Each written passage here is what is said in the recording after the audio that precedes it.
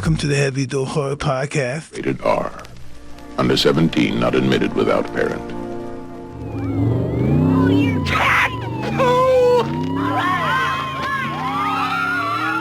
All right. This is the Heavy Door Horror Podcast. My name is Heavy Door Dan, Ganja Zombie, the original Babylon John, the radioactive one, formerly known as Claymation Caligula, Pumpkinhead's Junk in the Flesh.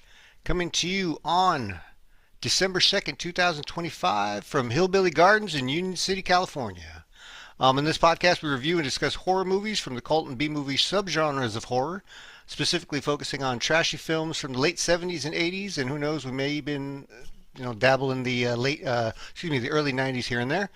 This week's movie is going to be a very random pick from Eddie, Christmas Evil from 1980. And before we get into the movie, let's go around the padded room for our safety and introduce the irregulators, starting with number one. Eddie! Eddie Deed, how you doing, man? Chilling out, man. Back after Thanksgiving. I hope everybody, and including our listeners, had a great Thanksgiving. Ready to get into this movie tonight. Right on. All right, let's move it on over. Hey, Eric. How you doing, Eric? How you doing, Eric? Doing well, Danny. Thank you for asking. I try to ask about everybody and how they're doing. I'm not going to ask you how you're doing. No, nobody ever does. So. Yeah, nobody ever does. Okay, that's fair. Because no one cares. That's what I was getting to that. Yeah. And now a word from Kim Him. And Kim Him, how you doing, man? I'm doing great. How are you guys doing? How you doing, Danny? Oh man, I'm pretty good actually. No, I'm good, man. This guy's looking for a raise, apparently. Yeah, right. No doubt. I only need one co-host, Kim. Jeez. Oh, a raise. I have a footstool. I have a footstool at home. There you go. All right. So let's see. So again, this week's movie is 1980's Christmas Evil, which was a big rando for me. I've never heard of this film, and I was very excited about watching it. And it paid off, but we'll get into that. Let me just do one quick thing here. All right, so 1980's Christmas Evil. Let's see. Christmas Evil comes up as 57% on Rotten Tomatoes, and a whole 7 critics took time to review this movie. That's 7 critics took time to review this movie. Yeah, like Mickey Mantle's number. 7. Yeah, 7. And it gives 36% on the popcorn meter. So the users, is about 1,000 plus users gave it a 36. So it's not looking too good as far as those numbers go. On IMDb, this is a 5.6 out of 10, which is, it kind of fits with the Rotten Tomatoes. That's out of 9.3, so it's about 9,400 users that took time to offer their reviews on this film. I'm going to kind of give up on the third reviews page because Metacritic is kind of weird and wonky, so I'm going to stick with those 2 for now until I find something else. But this week we have, movies released the same week or same month, November 1980, as Christmas Evil, would be The Boogeyman, Shogun Assassin, The Idolmaker, which is a movie I saw with my mother in the movie theater, and Raging Bull. Oh, good old Raging Bull, huh? Yeah, so this is a big movie. Shogun Assassin. Yeah, my mom. Yeah, I've heard of that too. Yeah. Yeah, for sure. Yeah, my mom took me to see The Idolmaker. You guys probably never even heard of it. I've never even heard of that. Yeah. It's about a guy who's kind of obsessed with becoming famous. It's like kind of an Elvis type of thing, So let's see. Alternative taglines for Christmas Evil: Better watch out, better not cry, or you may die.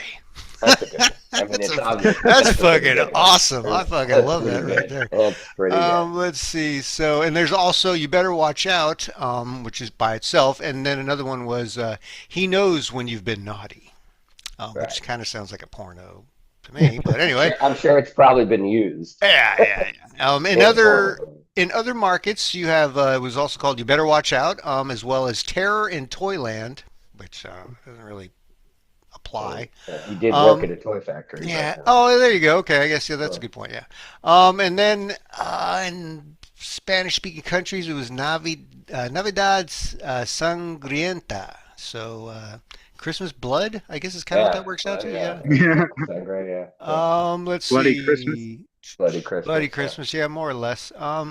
So yeah, that's what I got. Did I miss anything? Oh, the alternative titles. How come they're not in here? I did it again. There's got to be a German one. The German ones too. Right. Oh, you know what? Actually, no. I think I did look this up, and there was nothing because it's such a random movie. Yeah, I'm pretty sure it didn't come up. But I will double check when we take a break. So let's get into it. Let's see, 1980s Christmas Evil. So we have opening is Christmas Eve, 1947. And 'twas the night before Christmas, and we see a family, creepy looking family, just kind of randomly sitting on the stairs. I thought it was sweet. Yeah, they're like waiting for Santa Claus, looking at the tree and shit. You know? Yeah, but they look. They had this weird look to them. They seem very odd, you know. Oh, okay. So Saint Nick lands in the fireplace. We get a wide shot of a suburban home, basically. There's snow falling outside, warm light coming from the windows. Down in the living room, we have the young Harry is watching Santa, and at this point he's watching him. He's like eating cookies, right, and like dipping them in milk and stuff like that. It almost looked like he fucking got a piece of white bread, dipped it in milk, and was like, and then drank the milk. And I was like, what is he making, a sandwich? Yeah, okay. Yeah, so Harry's there, you know, kind of fascinated. They're watching Santa. He has the milk and cookies. And at one point, the mom says, I told you he'd be happy, right? Pointing out, because she's saying he's happy that we left him the cookies and milk, right? Right, yeah, because there's the mom and like a brother and a brother sitting on the steps looking through the banister. Yeah, and at this point, Santa, again, she says, I told you he'd be happy. And Santa kind of acknowledges them and then starts taking gifts out of the bag and putting them under the tree. And the kids... The kid laughs and gets caught, but I'm confused because didn't it seem like he knew they were there? Like it was. Yeah, it did. Well, I mean, we come to find out in a minute after that scene that. But he's trying to play it off, you know. Yeah. He's playing off. He's because he gives playing as Santa, so he's like, "Who am I?" Oh, is that what this is? Okay. Yeah. I'm doing my thing, you know. Hey, yeah, like. Okay, right. Yeah, and he gives him the shush, right? That's out for me, and then the little boy starts giggling, so he looks over and then just gives him like a wink, you know. Yeah. And then goes back to doing that old Saint Nick wink. Yeah, exactly right. So Santa shushes them, gives him the wink, and up the chimney he goes.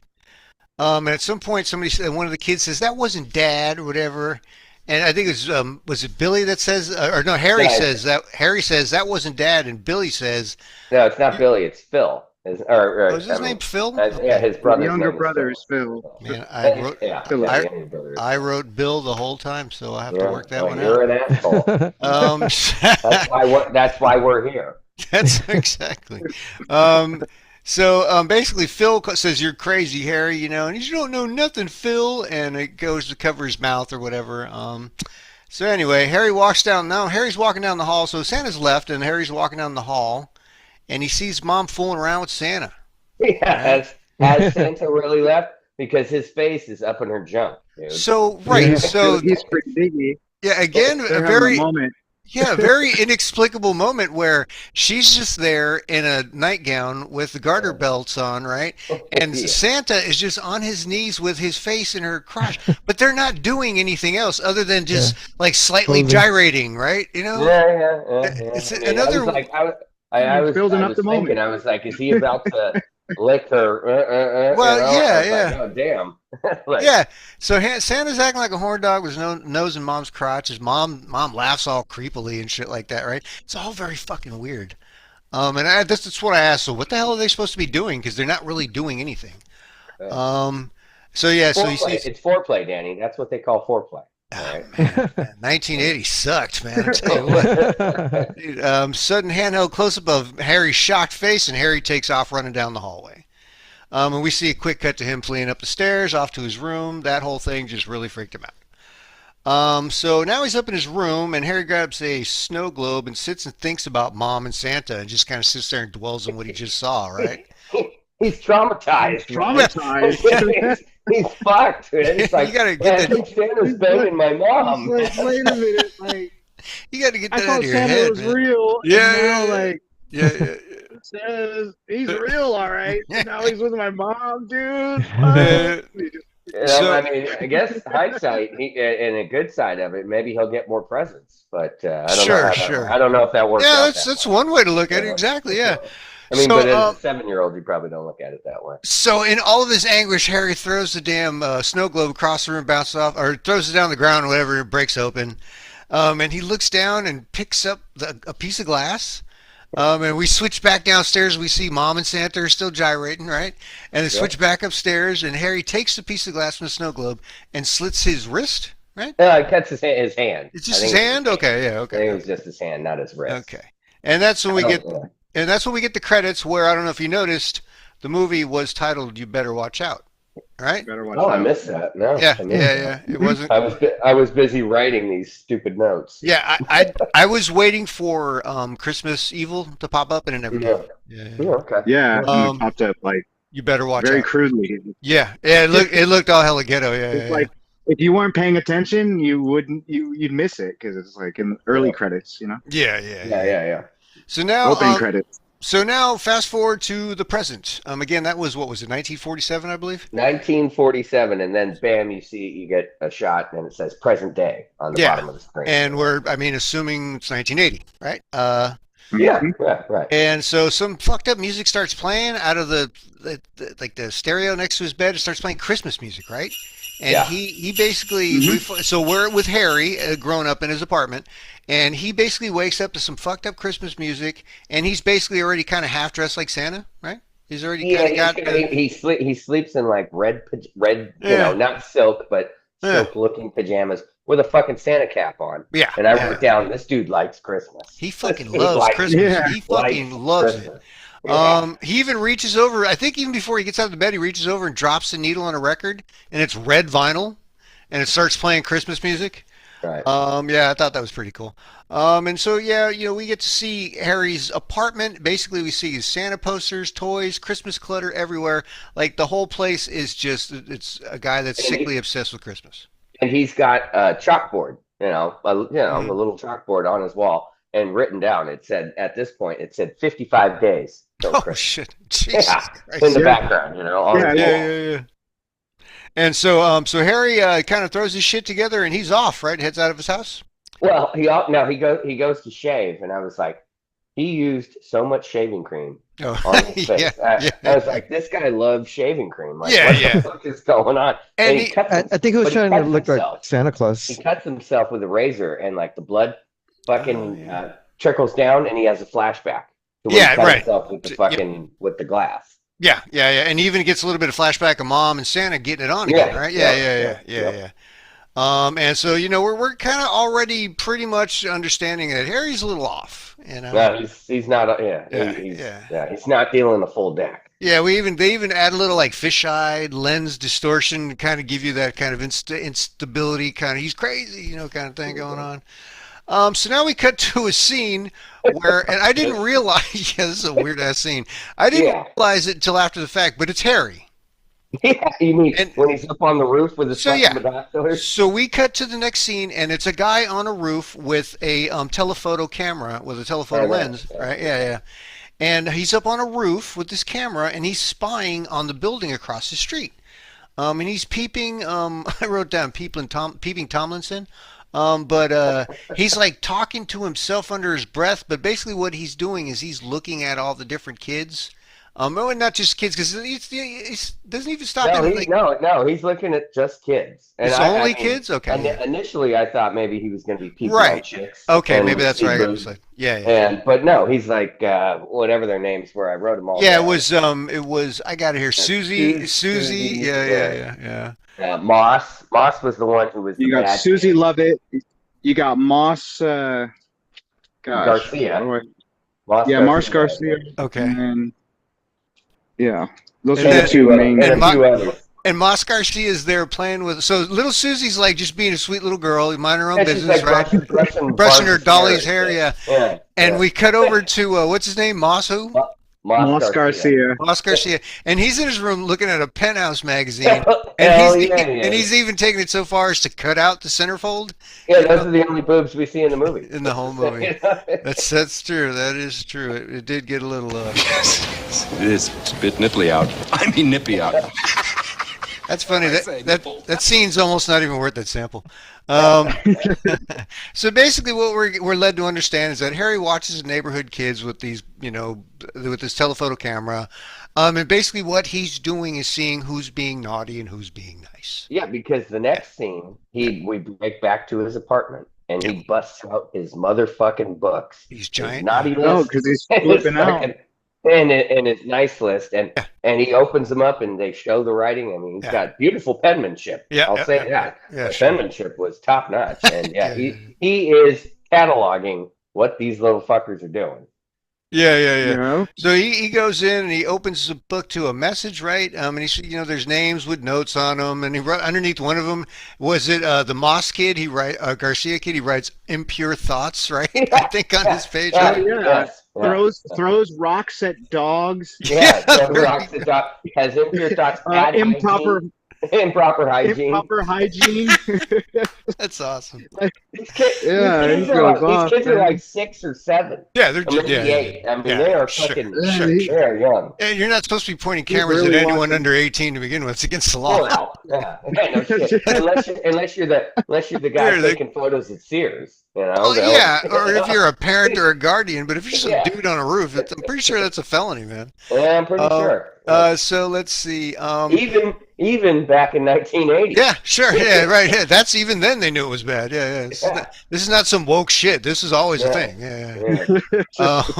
So let's see. So now we're outside the what's it called? What's the name of the factory? The Jolly Dream Toy Factory. Toy Factory. Yes. Exterior shot, and we see a big wide shot of a big building. There's smokestacks in the background.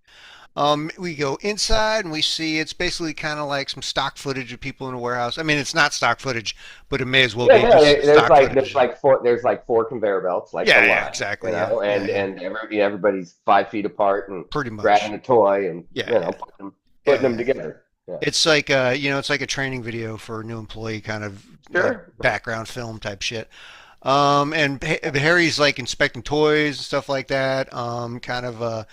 They end up in a break room, right? And they're in a workers meeting, right? And he's talking to them about the thrill of making a good toy. You people have never had the thrill of making a good toy. Toys, a good solid toy. Yeah. He says toys are so important, And at some point somebody chimes in and says something about layoffs, right? Did you guys hear that? Yeah. Because I'm sure they seasonally hired and come January. Bye. So they got to wonder, what's the dealio? This guy, who is it? Frank barges in, right? So that's the guy's name, Frank. Yeah, Frank is he's a real fucking tool, man. I tell you what. He's a real piece of shit. Jesus fuck, man. So Frank barges in looking for someone to cover for him. Like on a night shift or something like that, right? Basically, he had to work like 3rd shift that night. First shift would be from like 7 to 3, and then 2nd shift from 3 to 11 or 10, whatever, 11, and then 3rd shift. Yeah. So he's asking for somebody to cover for him, and he's like, "How about you, Harry?" And then somebody says, "Harry just got a promotion, man, And Harry's in his office, whatever, kind of minding his own, just like, "I'm getting the fuck out of here," right?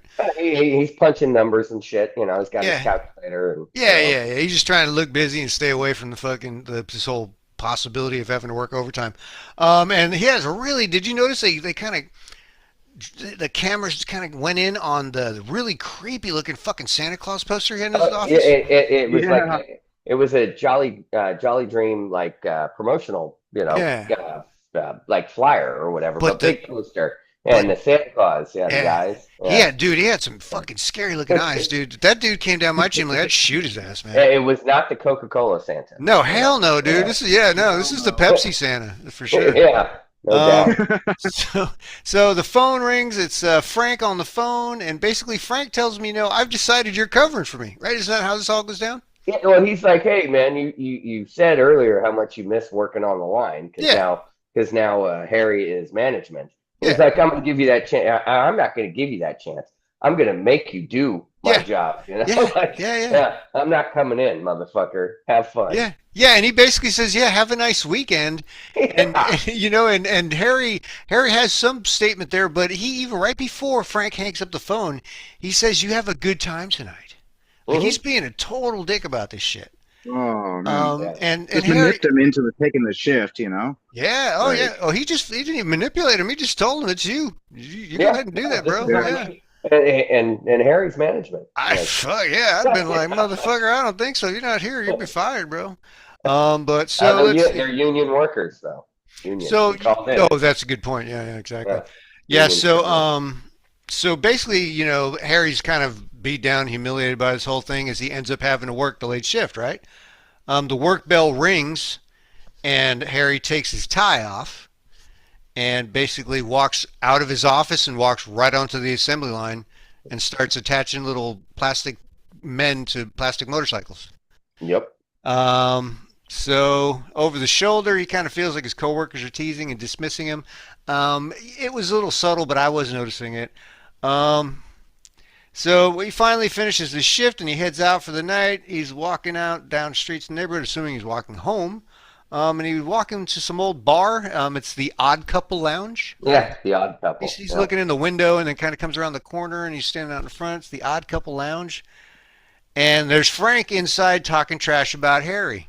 And Frank, prior to him telling Harry he was going to do his job in the break room, was like, the wife wants to leave early for the weekend. Yeah. You know, going up to the cabin or whatever the fuck. Yeah. You know, whatever the fuck he said. And then he tells Harry he's going to do his job. And then he sees him. He obviously hasn't left. Sure. You know, from the cabin. And he's in the bar like, I got that fucking moke to do my shift. Yeah. I could sit here and drink Dominicans. Yeah, he's at the Odd Couple talking shit about Harry and how Harry had to cover for him. And Harry sees this, right? I guess, and hears it.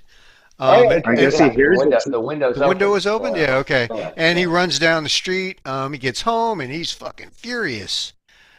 He grabs a little doll from a doll house and starts toying around with it as he's like humming Christmas songs, right? And he goes and he sits down on the couch and he's fucking he just has a meltdown and fucking snaps the doll in half, right? And the whole time humming Christmas music, which I thought was fucking awesome. It was creepy. And I also wrote down on this little chalkboard in the background, now there's 28 days to Christmas. So it's right before Thanksgiving. Oh, wow. Okay, yeah, sure. Yeah. So sorry guys. Go ahead. Just a quick interjection. So I was doing the math. I wrote this down that it was at first the calendar says like 55 days to Christmas, right? And that's Halloween. Mm. So basically like present day starts Halloween, and then as the days go on, you know what I mean? Like we're now at day 28 days. Yeah. And it's that's I think that's Thanksgiving. Yeah. Can you hear Eric? Yeah. Eric just said that. Yeah. Okay. I just want to so it's I was just tying it in because Eric mentioned it. Yeah. Okay, I got you. Right, yeah, because it was October. Yeah, that's a good point. So let's see. So now, basically Harry has a breakdown, rips the damn doll in half, and now he's standing. He's standing in front of his old house. That's what at this point. That's and he's looking in one of the windows, peering in, spying again, like a peeping Tom. Mm-hmm. And there's a couple, and we're not really sure who they are. Oh, right. And it looks like they're about to get it. I mean, they talk to the kids, they send the kids upstairs, and then they start getting it on the couch. Yeah, folks are getting it on. That's exactly that's literally what I wrote down. Yeah, it's Arthur Fleck. Yeah, that's what I have written down. Yeah. So because he's out in the new Joker. Oh yeah. Oh yeah, sure. Oh Arthur Fleck. When I first seeing him looking in the window and then he sees the couple making out, I was like, oh shit, it's Arthur Fleck. So so when there's an what am I trying to say here? There's a clue because there's a plaque on the front lawn that has his last name, right? Well, right. So I wrote down in parentheses, maybe this is his brother. Yeah, Stadling. Still owns the house. Yeah, Stadling. Yeah. Okay. Yeah. So who would be Phil? Yeah. So that's Phil's family and his wife. Yeah. And Harry's outside having a flashback, peeping in on them, and like you said, they start mom and dad start getting on the couch. So next scene, we've got Harry eating cereal on the couch, watching the parade. And we see the underdog float, which I loved because I love me some underdog. And that's like you guys said. I don't know if you guys know this, but that would put it right around Thanksgiving because that is the Thanksgiving Day parade. That would be Thanksgiving. I'm just being an asshole. So let's see. So now we're at some random guy's house he's doing push-ups, right, from the night before. That's Phil.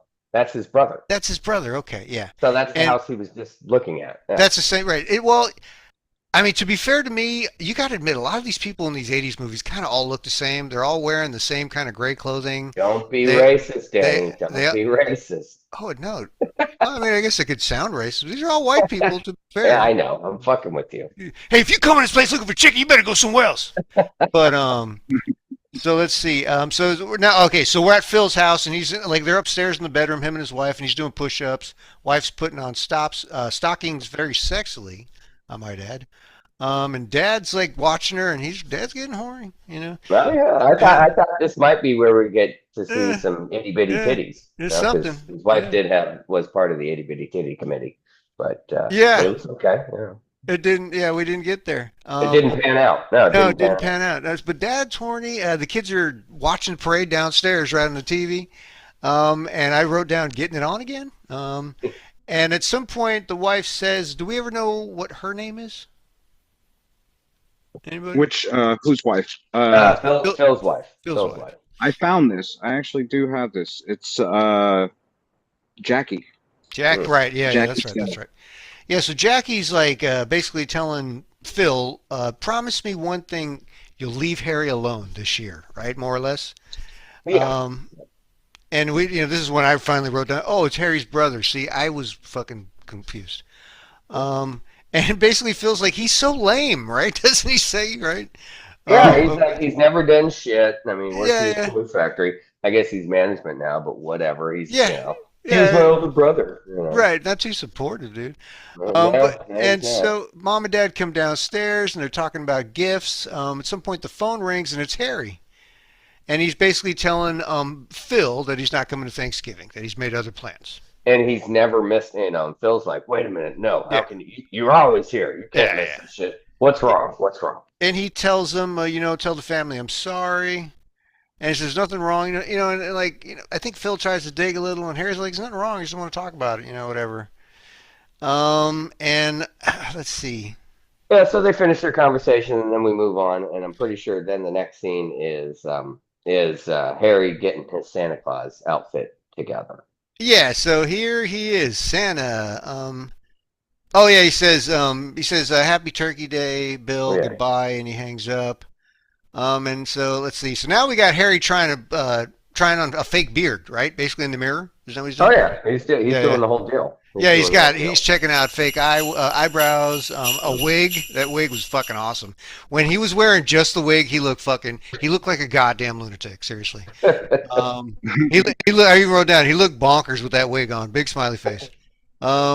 So basically now we see Christmas in the city as Harry starts sewing. There's flashes of the city Christmas. Yeah, I think he's like watching 30 Rock, Rockefeller Center, like the tree lighting, all that bullshit. Yeah. And he's making a suit, and as you kind of see his hands are shaking there. I don't know if anybody noticed that. Dude, the motherfucker could sew though. I mean, the end result of the Santa costume that he made from scratch was pretty great. I mean, the guy should have been a seamstress. He should have done anything but what he'd been doing. Yeah. I tell you, man, if the ledge for going crazy at a young age is walking in on your parents, then I've done lost my mind a few times. So I don't know, bro. You tell me. So anyway, I think every kid has. Dude, I know it's like big fucking whoop, bro. Get over it, man. So let's see. So now we got now Harry's downstairs painting reindeer on the side of his van.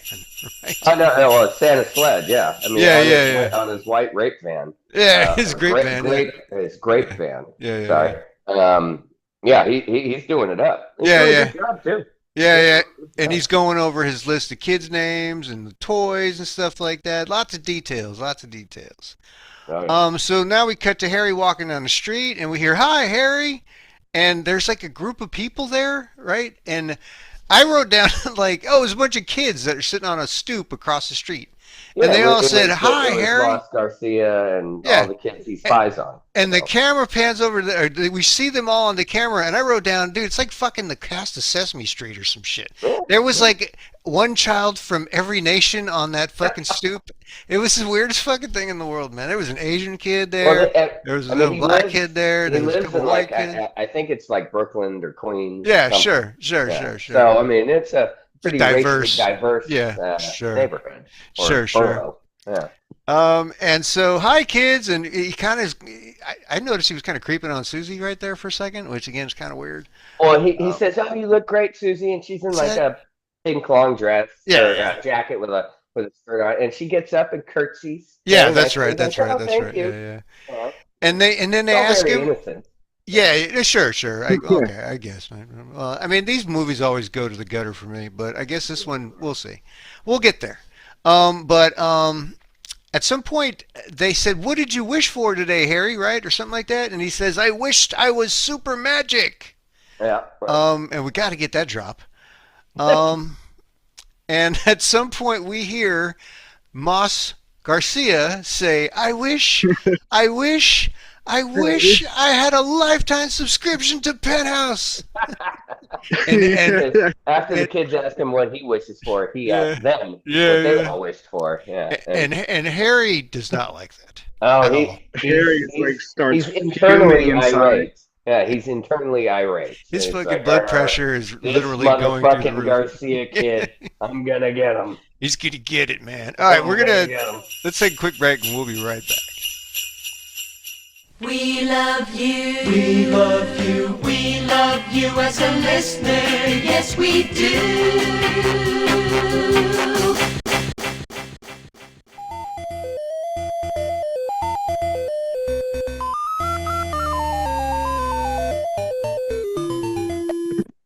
All right, and we're back with the second half of 1980's Christmas Evil. So we left off after Charlie had had the interaction with the kids on the stoop. And now, let's take a look here. So yeah, at this point, Charlie gets back to his house, right? And he's creeping on a picture of Susie and that he has in his book, right? Right, and he pulls out his books and says, "Oh, sweetheart, you don't need to see this," because he's pulling out the naughty book, like you should. And he turns her picture. He turns it away or puts it down or some bullshit. Because he's a fucking creep. And he goes, and he goes and he's looking into the bad book. So let's see. Now, next scene we have, let's see, what is it? Well, I think after the scene, after he goes through his naughty books, then I wrote down, now he's stalking the kids, because like he runs to the apartment building where all these kids live, and he's peering in through the Garcia's family windows, and he sees little Moss Garcia sitting in front of the TV watching, and his mom and Moss Garcia's mom is yelling at him like, "We gotta go, blah, that's blah," right. Yeah. And he bends down and like what appears to be, you would say, he grabs mud, but it looks like fucking motor oil. He wipes it all over his face and shit, and you see his face just covered in oil, what appears to be oil. Yeah.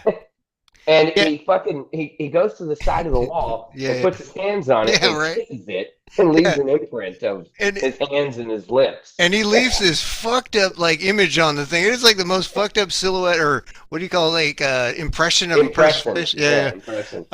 Basically in mud on the side of this kid's house. And Harry's hiding in the bushes as the kid's telling his mom, "No, I want to stay home," right? And she's like, "No, get in the damn car," Yeah, because mom's going out to have a good time. Yeah, and she's trying. She's taking him to the babysitter or whoever. She's trying to drop his ass off. Right. And Harry's in the bushes. Kid wants to stay home. Kid sees Harry, walks over. Kid sees Harry, walks over to the bushes, and Harry tries to grab him and then runs. Well, I don't know if he was actually trying to grab him. His hand comes out in a like punching, grabbing motion. Okay. But he goes he goes in front of his face. Like, Yeah, he wanted to grab him, I think he would have grabbed him. Sure, So okay. I think he just did it to scare the shit out of him. Yeah, And it was pretty awesome because he scared the living shit out of this kid. Yeah, he scares the fucking crap out of the kid. The kid argues with his mom. He's telling his mom, "There's a monster in the fucking trees," and she's like, "Dude, shit out of him. Dude, she's telling him to settle down. Yeah, dude, she's telling him to settle down, and he's like, "Mom, no, there's a monster in the fucking bushes," and she fucking whack, just right across his And I think fucking after she says it, and she, she smacks him, and she walks around to the driver's side of the car to get in. She mutters, "You would ruin the only night I get to go out." Yeah, that's what it is. That's what it is. Get in the damn car. Get in the fucking car. Oh my God. Should have never had you. Yeah. So, let's see. So next scene now, Harry's waking up, singing as he, what was he doing there? It looked like he was making bullets, is what I saw. What was he doing? So there? he was smelting lead or whatever, some kind of metal. No, he was making like toy soldiers. Like that's Christmas what it was. Toy soldiers. Okay. Right. He has a fucking mold, and he's pouring in the hot. Oh, that's hot, right. Because this is the room where we see a bunch of like dolls and puppets and shit. Yeah. Like, okay, right. Yeah, a bunch of classic toys. And where is this in his apartment? They never really explain. They don't really say, but I assume maybe it's the toy factory. I guess. Yeah. Well, yeah. I mean, he's smelting fucking lead. Yeah. you don't really do that in an apartment in the Bronx. You know what I mean? Yeah.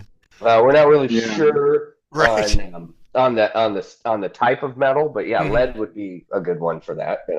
Because it melts down well. It definitely wasn't gold. No, sure. So let's see. So basically, we leave Harry there doing his fucking doll making. And now we're back at the Jolly Dream toy factory. Harry's in the locker room. And he stops at one point and looks in the mirror just to confirm he cray-cray, right? Like he was walking away from his locker and he stopped and he was like, "Hold up." And he looked in the mirror and he gave a big old smile and he was like, "Yep, I'm cray-cray." Yeah, well, and that's also to confirm to all of us as the viewer that this guy's fucking lost. He stepped over the line. He's moved on. Yeah, no doubt. So now we're at a Christmas party at the job. There's James Brown coming out of the stereo. That shit sounded good too, boy. Hey man, they were having a good old time. Dude, that party was red and everything. That party was popping, man. Yeah, for sure. Let's see. Guy on the TV says, "Keep up the good work. And if you haven't, please donate some money." So it's like a personal video from the owner of the Jolly Dream. Yeah. And it's a video for all the employees. Yeah. It's not going out over the airwaves. And he's saying, "No, we're gonna give toys to Willow Springs." Yeah. Willoughby. Yeah. And then he saw, but we don't know, we being the toy factory, the executives, if we'll be able to make them enough. So maybe you could dip into your pocket a little bit because we don't have enough money, and you guys are just workers. Maybe you could contribute a little bit too. Yeah. Go fuck yourself. Yeah. That's like on The Office. I don't know if you watch The Office when Andy Bernard was trying to get people to buy paper because their sales weren't doing so well, and they were like, "Well, you probably need some paper at home, right? Everybody needs paper." You have a copier, right? Exactly. Yeah. You need paper. Everybody needs paper. Go fuck yourself. So after we see the video about donate money if you got it, Frank's here, and the coworkers they come in, they start kind of hassling him, whatever, and he says something about "I can play the tune," and this is when we get into this weird thing, right? Absolutely. He starts mentioning, "I figured it out. I know the tune. Yeah, I know it now." Yeah. And there's no real explanation for that other than he's nuts. Sure, yeah. Basically, they're like, "What the fuck are you talking about?" Yeah. And basically, so they're like, "Look, Harry, meet George Gross." Like you sing, Harry? Yeah. And they're like, "Hey, Harry, meet George Gross." And one of the coworkers introduces him to like this new up and coming whatever. Well, right? So I think Harry's middle management. The upper management is there, the guy, the fat guy, older guy. And he's like, "Hey, here's a young guy, with a bad comb over, like a young Donald Trump." And he's like, "This is the guy that's in head of our marketing video and blah, blah." And he's like, "You made this shit?" He's all, you're a piece of shit. You don't know nothing about toys. And Yeah. He gets all mad because he was like, how many toys are we gonna deliver to the kids? And they're like, oh, we don't have enough. We don't know. We don't know how many children are there. We don't really care. We don't know. Yeah. And he's like, you guys are fucked. And they drop an R word in here, right? Some dude on the TV was talking about. Well, it's the name. Yeah, it's the name of the hospital. Yeah. It's Willow Springs. Or go ahead. Sorry. Willowy Springs State Hospital for. Yeah. Okay, that's it. The mentally crazy. 1980s. My fucking pencil. Interpretation of. Yeah, I'll find something good to put in there. But it's not right exactly. That's right. It's about the donation to Willoughby. What is it called? Willoughby what? Springs. Oh yeah, Willoughby Springs. Willowy Springs. Willowy Springs. Okay. Willowy Springs. So basically, Harry's boss is telling Harry how he wants George to be his protege, right? Is basically what we gather from all this, right? Right, because young fuckhead with the bad comb over, is up and coming. And Harry's done such a good job because he's so dedicated to making of the toys. He really loves that shit. Yeah, well, he thinks he's fucking Santa Claus. Yeah, exactly. Exactly. Yeah. And Harry's kind of grilling him, and they're kind of telling Harry to calm down. And then Harry says something again about talking about something about a tune and all this shit, right? And basically they're arguing, and so they were basically arguing the ethics of the company and things like that, And Harry just gets kind of sick of George Gross's bullshit and walks away.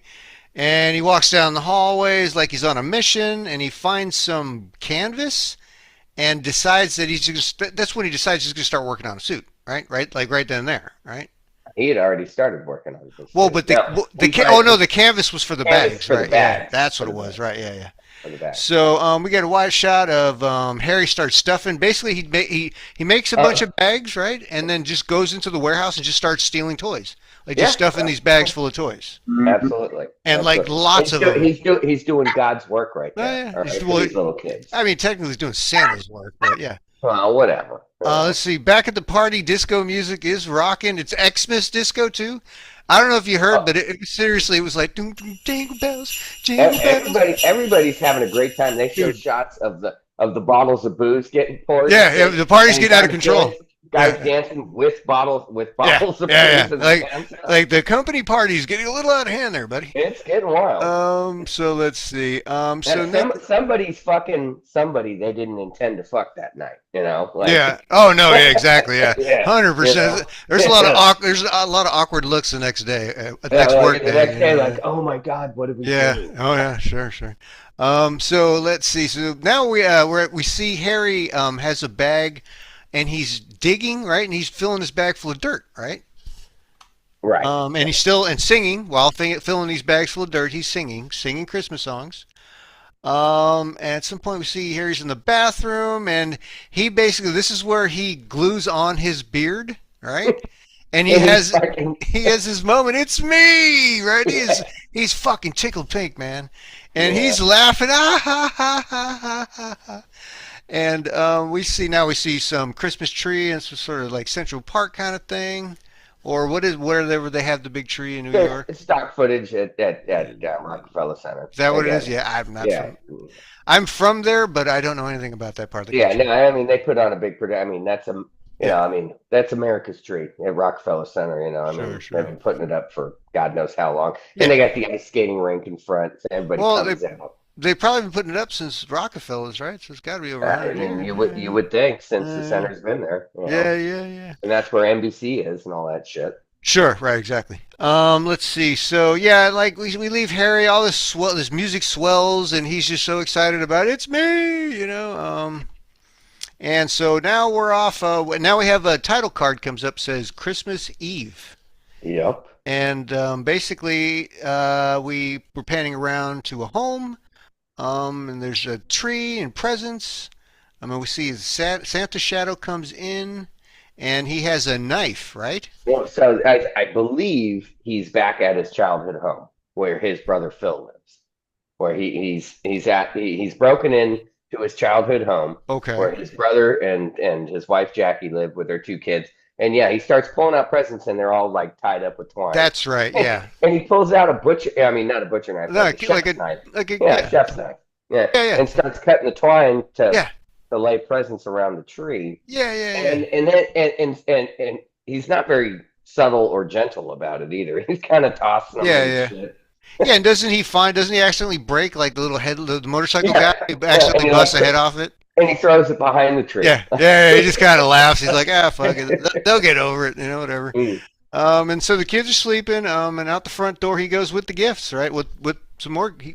He dropped some off and then left with more, I guess, in the bag. I mean, he's got bags full of toys. Yeah, at this point. And like the next scene, before he goes to Willowy Springs, but right before that, he goes to the back door of the Garcia's place, right, and leaves them something. Yeah. So basically, never really find out what he leaves. No. I would have loved to have known. It was a sack of dirt. Yeah, exactly. Oh, it was the dirt. Okay. Too soon, man.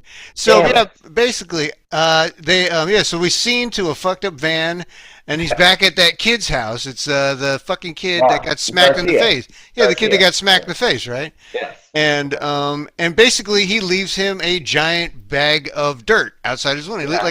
It's supposed to represent like a lump of coal. Sure. I get it now. I guess I didn't get it then. Oh, yeah. All right. Oh, man, shit. You guys explained half this movie to me so far, so don't worry about it, man. Oh, more than half, pal. More than half. So let's see. So Harry kind of, doesn't he witness this, and he's kind of happy. He's kind of got a smirk on his face, whatever, kind of a proud smile, whatever. What do you mean leaving? Leaving after the bag of dirt. Yeah. He's got like this fucking smug grin on his face. So now we're at Willow Springs Hospital. Harry pulls up to the hospital in the Great Mobile. Pulls up to the hospital, grabs a bag of presents, rings a bell 2 times, and a cop comes out, and it's an old ass security guard.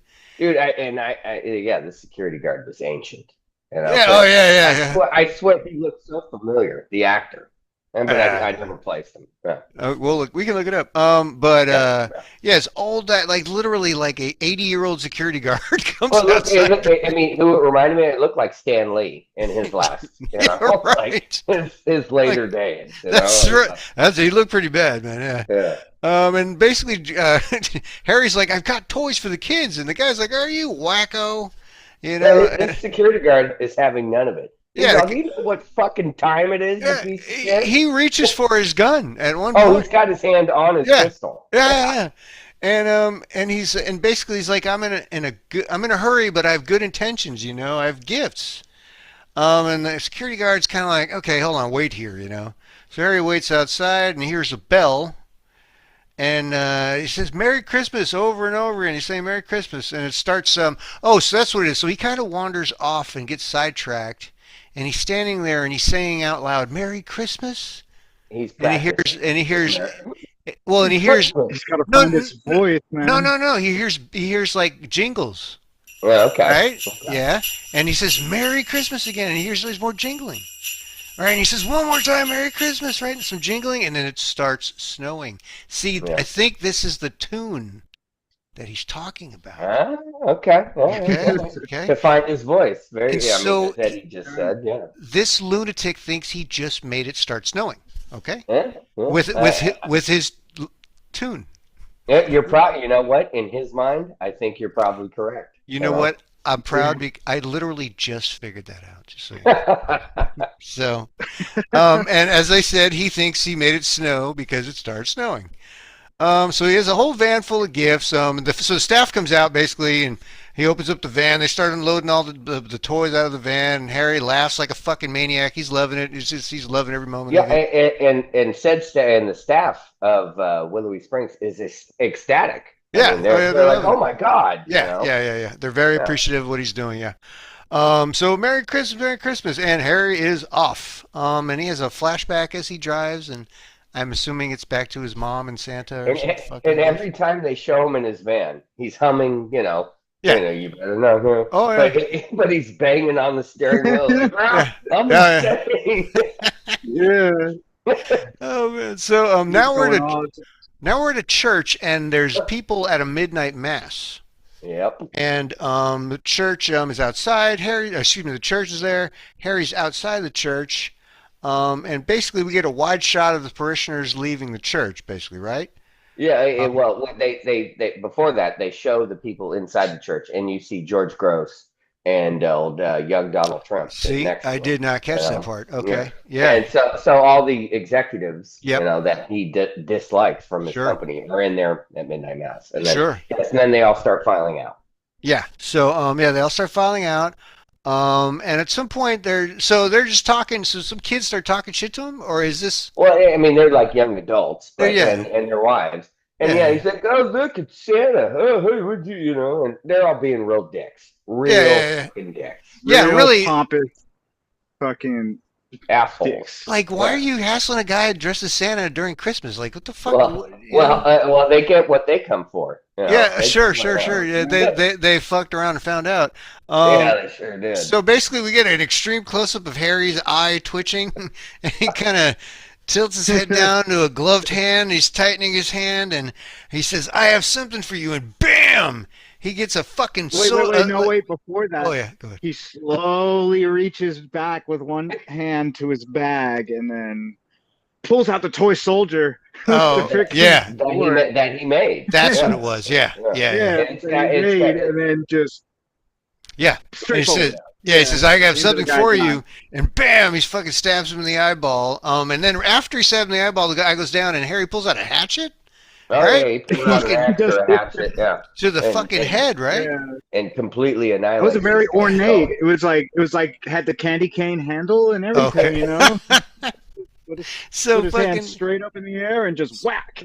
yeah. And whack. Harry Whack finished it. him off. Yeah. So Harry finishes him off, and he jumps in the van and screams. Well, but he finishes three. Like there's two couples, so four total people. He kills the two guys Mhm. and one of the wives or girlfriends, because she was being a bitch too. Sure. He kills all three of them. Yeah, And yeah. the one that he didn't kill is now inconsolable, crying. Mhm. And everybody, they wide shot, they pan out wide shot. Everybody's kind of standing there on the church steps, not trying to help these people. I mean, they're probably dead, but Sure. it's just- They're just all but they're standing not in there. shock or scared or anything either. Sure. Yeah. Just silence, dead silence. Yeah.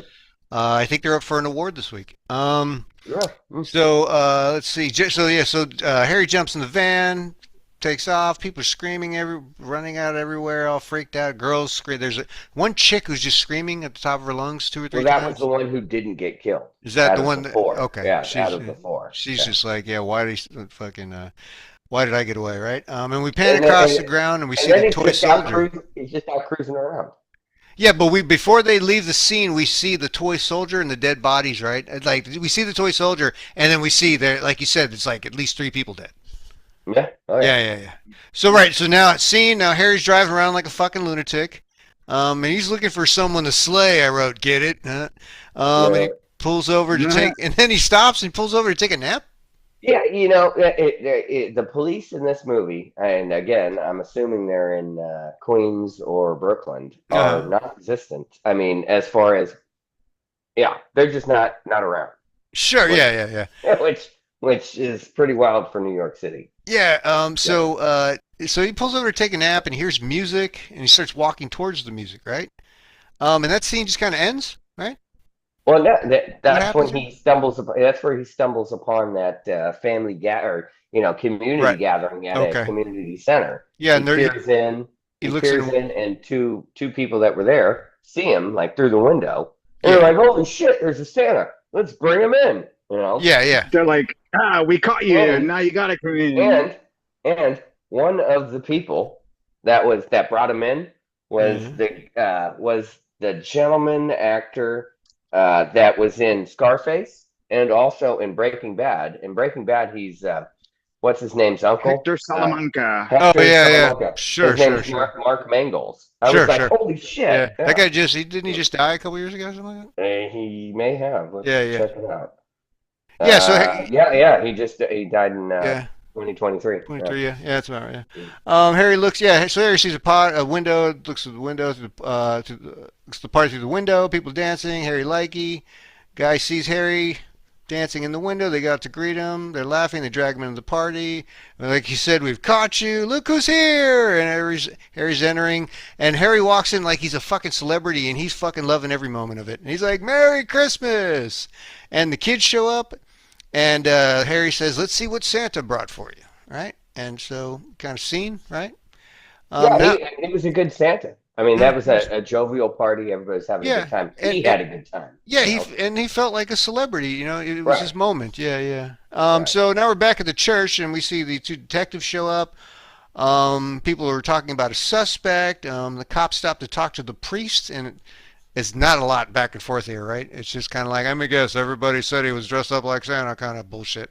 Right? And then they don't really. There's not much there. The scenes with like you were saying, the scenes with the cops are just kind of like pointless to the movie. Like they may as well not exist. They're not very good because they do cut to a scene at the police station where they're questioning the parishioners.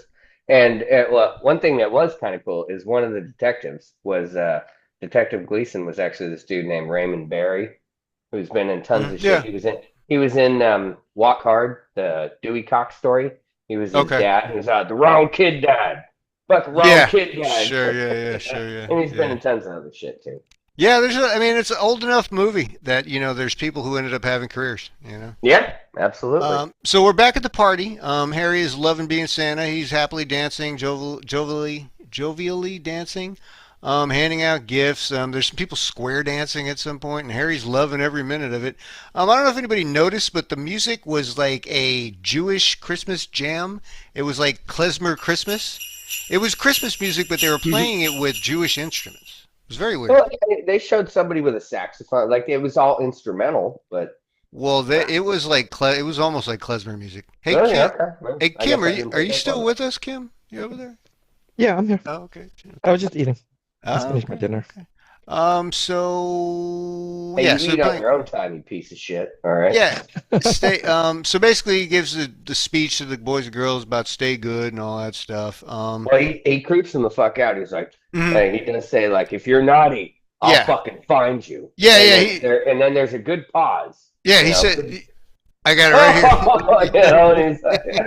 No, I got it right here. He says, Harry's lecturing the kids about being good. He says, but if you're bad, I'll bring you something horrible.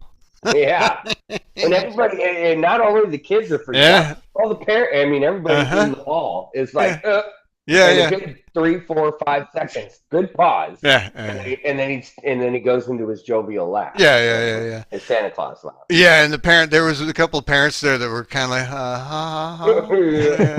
Let's get this guy the fuck out of here. This shit was weird. Yeah.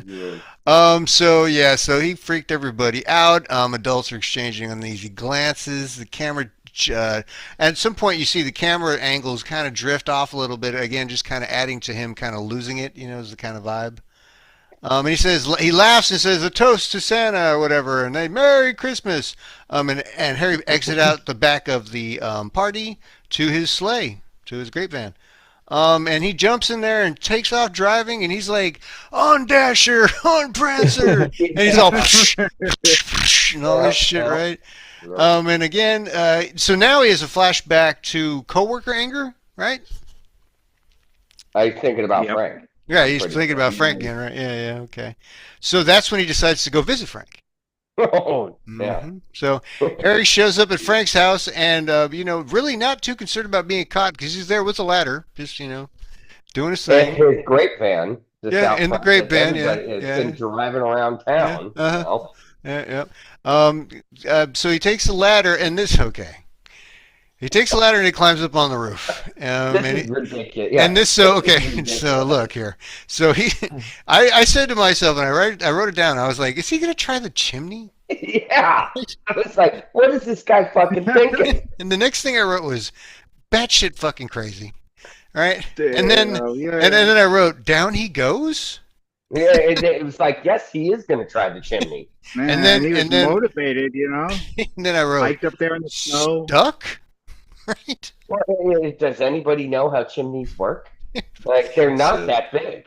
So then they waste about 35 to 40 seconds of my life with this dumb idiot pushing himself back out of the chimney Right. to get back down the ladder and off the roof. I was like, that was the stupidest scene in the history of filmmaking, like hands that down. scene Man. was hella real though. It's like, is he gonna do it? Is he I not? was like, this is so fucking dumb, Yeah, dude. because so they showing him trying to. He's stuck now, and he's trying to Yeah. pull himself out. Yeah. And they close in on his belly, and it slowly comes up, and then the belt's there, and he comes up, and it's like, oh, okay, now he's unstuck. It was so dumb. Nobody can get down a chimney. I'm sorry. Yeah, exactly. Yeah. Santa can, but no Well, human. that's fucking magic. That's magic. Yeah, exactly. But so yeah, batshit crazy. Down he goes. I said to myself 3 times, "It's dumb." Pushes himself out. So dumb. Back down the ladder. So dumb. So he sees basement access all of a sudden, and he climbs in. Yeah, he gets a basement window open, and Yeah. he's So in. That's what a good burglar Yeah, would have right. Exactly. first looked for, Yeah. Gone up to the fucking roof. That is the stupidest shit I've ever heard in my life. So, so now we're inside of Frank's house. That's true. I mean, he was trying to keep it real, like as real as he could. Right? You know what? In that respect, Yeah. he kept it 100. He kept it 100. One hundo for sure. So he's walking through the house. He makes some noises no one seems to hear, and he's leaving gifts, right? And at some point, a kid pokes his head out and then hides, and Harry spins. He's got. I think Frank has 2 young boys. Yeah. And he's leaving gifts, and they kind of see him, and they run away. Yeah, and the kid's right, and spins around. And he's suspicious. He walks down the slow way, down the hallway, nice and slowly. I mean, he looks and he sees that the kid's in the bed sleeping. So he's like, okay. Back down the hallway to Frank. Now he goes further down the hallway, and now he's at Frank's room. And Harry's standing over Frank while Frank is asleep. And he's in there. He's in their bedroom. And he says, "You want it all, Frank, but you're no longer a child." And Frank wakes up, and fucking Harry just starts smothering him with a bag of gifts, and you see fucking Frank's crazy eyes rolling in his head. And the wife kind of just sleeps through the whole thing, right? The wife, she sleeps through that. Pretty much. Well, not the whole thing. I'm sorry, right? Yeah. She sleeps through that part. Yeah. So Harry sleeps. So he grabs a Christmas star ornament from the tree, right? It's like right there. They had a little bedside tree. Yeah. And he's struggling. Yeah, he's struggling to keep the bag over his over his face. Yeah, That's because he starts looking around for some shit, and he's like, "Oh, Christmas tree star. Okay, the money." And then he must have grabs it up. And Frank forces himself to sit up, and Charlie stabbed him straight in the eyeball with the fucking Christmas ornament. No, he slashed him across the throat. Oh, I'm sorry, I got that mixed up with the toy soldier, right? Yeah, he slashes his throat. And Frank falls right onto his wife, yeah. And she at first doesn't scream, right? She's just kind of like she is petrified. Yeah, she's just she wakes up, but doesn't say a word because she fucking freaked the fuck out, right? She can't she's so scared she can't speak. And Frank not Frank, sorry, Harry hightails it out of the fucking room. Yeah. And he catches on the way out. He catches a glimpse of the kids, yeah. And they're all like, "Santa, right on, dude!" And they all smile, and he takes off, and so they all smile, and he's kind of like, and then we hear the scream come from the wife finally. Yeah, finally. And then fucking Harry takes off, screams. I mean, you hear screaming in the house as Harry's running off. It's like he gave those kids a real Merry Christmas. Yeah, their dad is dead. They were so happy, dude. They were so happy. So now we get another title card, and it's Christmas Day. And we're at Bill's house. Harry is not there. Not Bill, it's Phil. I mean Phil at Phil's house. Fuckhead. God damn it. Harry's not there. Phil's like, Harry's not here, something's wrong. I just know it inside. And was Jackie's like, oh, you just need breakfast. Meanwhile, on the TV, they're talking about about a tragedy. Right. And mentions Frank's murder too. Right? Yeah, I mean they're talking about the 3 murders at the church. At the church, yeah. And also somebody was murdered in their home, and it was all done by a guy in In a a Santa Christmas. Claus suit. Yeah, that's So right. do not if you see a guy in a Yeah, Santa Claus suit today, yeah. don't he fuck said, with him. Keep your he- kids yeah, away, he stay says- away. You know. Yeah. If you know anyone that is dressed like Santa, avoid them. Yeah. And it says dial 999-212 or whatever it is. What is this? So the wife's like, Phil, you got to stop this. Phil, you got to stop this. And she says, maybe he doesn't like you, Phil. Right? Is that what basically right? Yeah, I guess. But Phil doesn't think much of his brother. I mean, Yeah. he goes into a little speech here about like he was my older brother. He was supposed to be the one who led the way. Someone to look up to. And, Yes. Someone to look up to. I wrote down he gave the older brother drama speech. Because he's like yells at the kids. He yells at the kids, turn down the damn TV. Yeah. Harry's just an emotional cripple. Yeah. Damn, that's hard. Yeah. It's fucked up. Older brother drama speech. And he tells the kids, "I'm sorry I yelled," and they're like, "It's okay, Daddy," as they're watching toy soldiers marching on the TV. Toy soldiers. Yep. Toy soldiers. See? So now we're back with Harry. He's driving around, right? He wakes up. Oh, so he wakes up in his sleigh. And again, the NYPD has not seen this fucking white van that has sleighs painted on either side at all. And there's been a fucking murder here, murder there. How many could there have possibly been, right? Oh, so yeah, he wakes up in the sleigh, doesn't remember things, right? He's kind of like trying to piece it all together. And doesn't he wake up in the back? Like, he's like sleeping on toys. Kicks like the van doors open or some shit. Yeah, and at some point, then at some point we're back at the factory, right?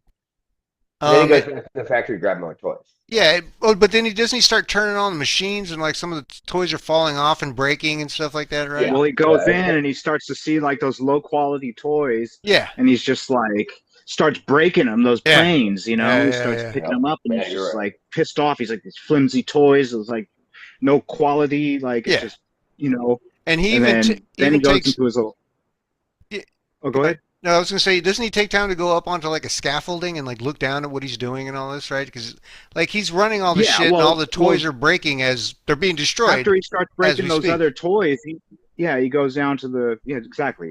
He turns on he turns on conveyor belts and and factory like gumball machines are breaking and and all that. Bullshit. This would never fly in the North Pole. Yeah, right, exactly. Yeah, the toys are being destroyed, and fucking Harry's loving every minute of it. So let's. He's actually fuming. It's making him more angry. These because subpar toys, because he really thinks he is fucking Santa Claus. Sure. So now we're at the police station, right? And we have a police lineup of Santas. So apparently they were doing. These Santas were awesome. The Santas. And don't they tell them don't they tell them each to say Merry Christmas or something like that, right? Okay, step up to the line. Yeah. Now say Merry Christmas. Yeah. Again. Yeah. And then so they go through the whole line, and he's like, "All right, next group, right?" And so the detectives are there talking about the case.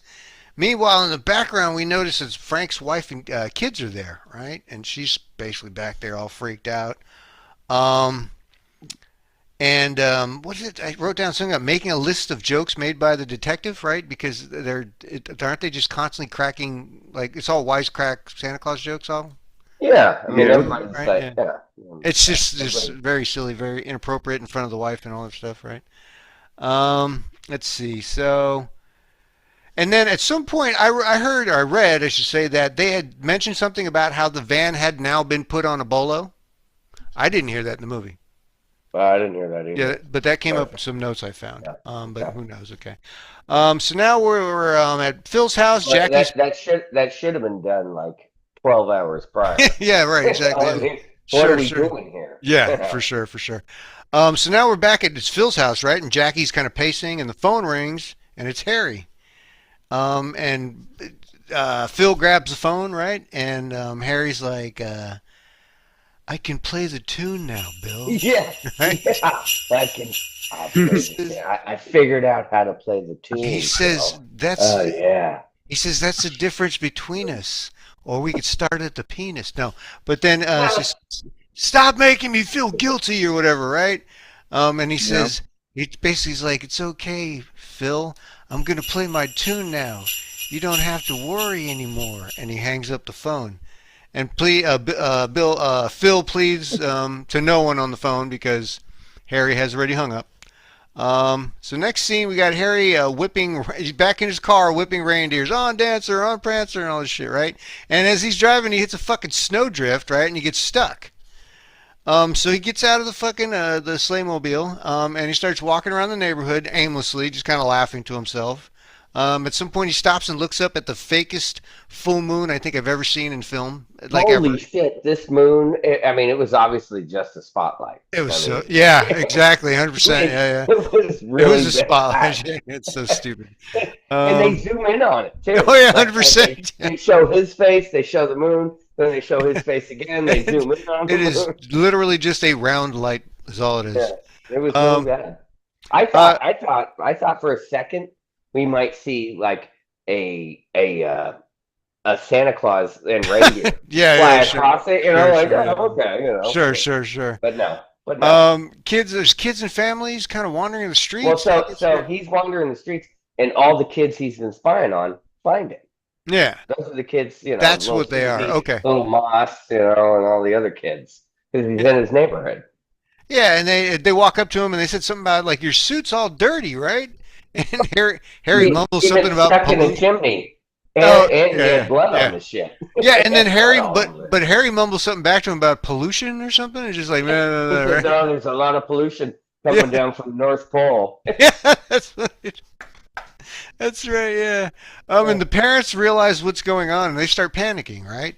And Harry just starts pulling out gifts, right?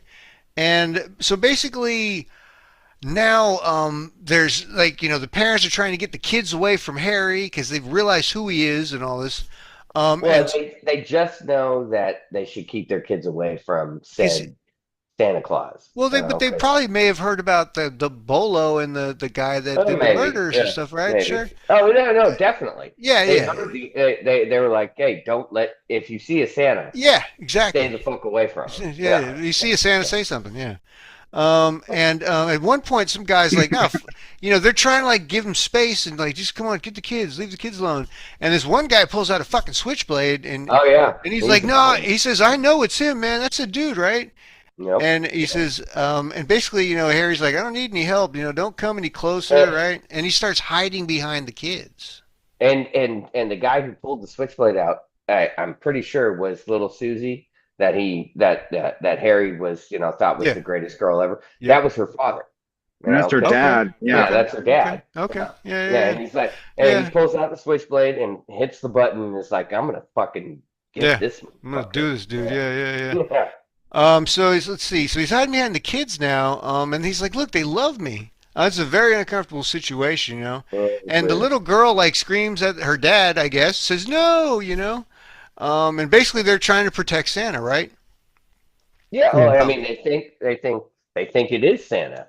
So and he's like, no, this guy, guy's a fucking wacko. Yeah, it's all fucked up. Don't teach your kids about Santa, right? And the one of the moms jumps in and tries to grab a switchblade. He threw her on the fucking ground. Throws her on the ground, right?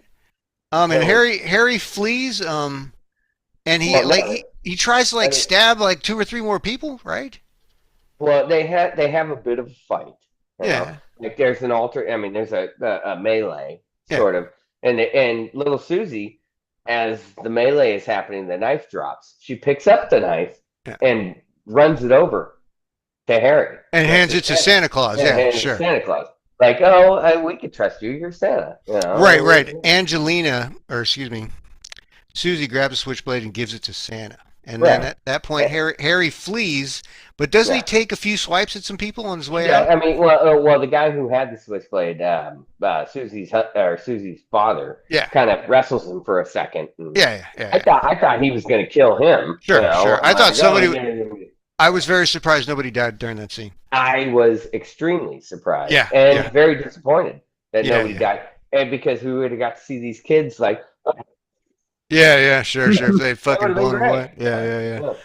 yeah. So You yeah, want to see- so he takes off running down the street, banging on doors. And so at this point, basically, Harry's running from like a mob of people. They're Dude, literally, these guys posse up. yeah, oh yeah. They show, they just show just shots of black and people lighting torches. Torches, yeah, sure. So fast. Yeah, So yeah.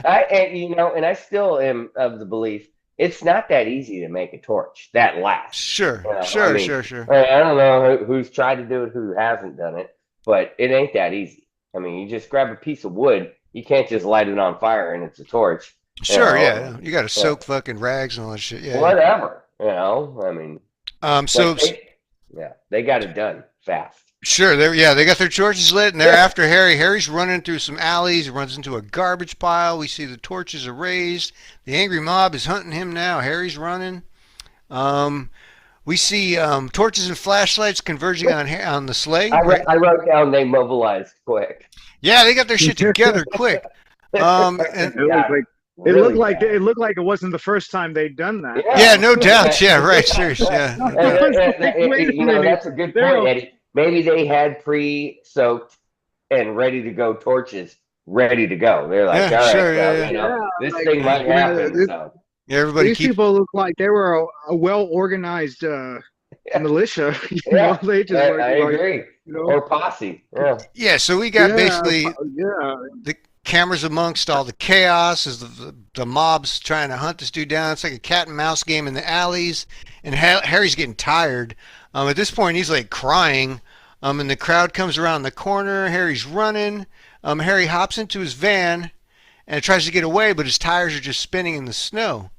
And we had seen that earlier. He had gotten the van stuck in the drift. Yeah. Yeah. So yeah, we see. Let's see. Harry pulls up to. So Harry manages to get the thing out of the. But Santa Magic, amazingly enough, he just by flooring it. Yeah, sure. He gets the van unstuck and gets away. He does manage. Yeah, you know what he did? He played the tune. Well, like Santa Magic. Yeah, he Played the tune. He played the tune. Santa Magic, man. So He got enough heat under those tires to get friction and. So the sleigh mobile pulls up to Bill's house. Bill comes to the door. Phil comes to the door. God damn it. All right.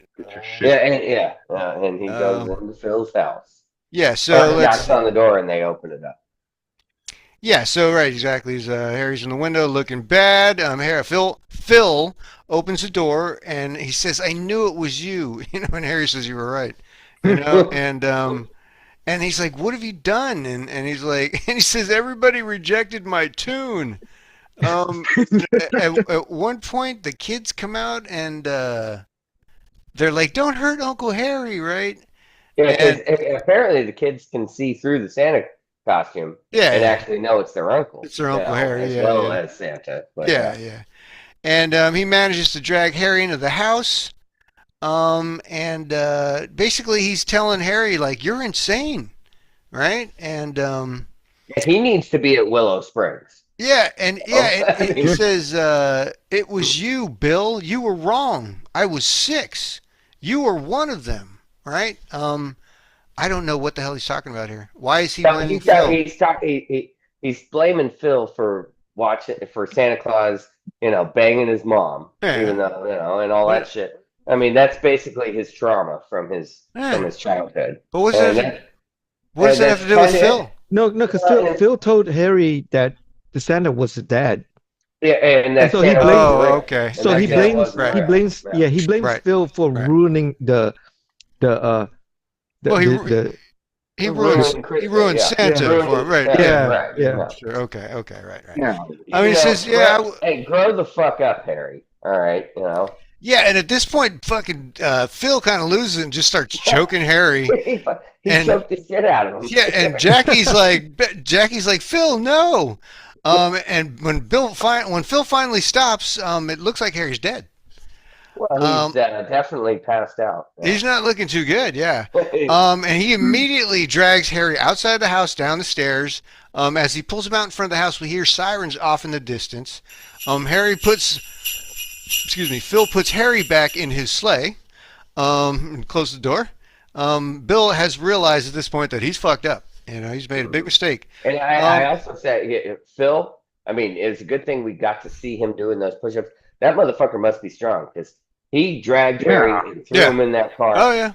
It was. Yeah. I mean, no hesitation. No hesitation. The guy might be Iron Man. I'm not sure. Sure. Yeah. So he's kind of longingly looking at Phil is kind of longingly looking at his brother Harry, thinking he's dead, realizes he fucked up, and then all of a sudden Harry kind of wakes up.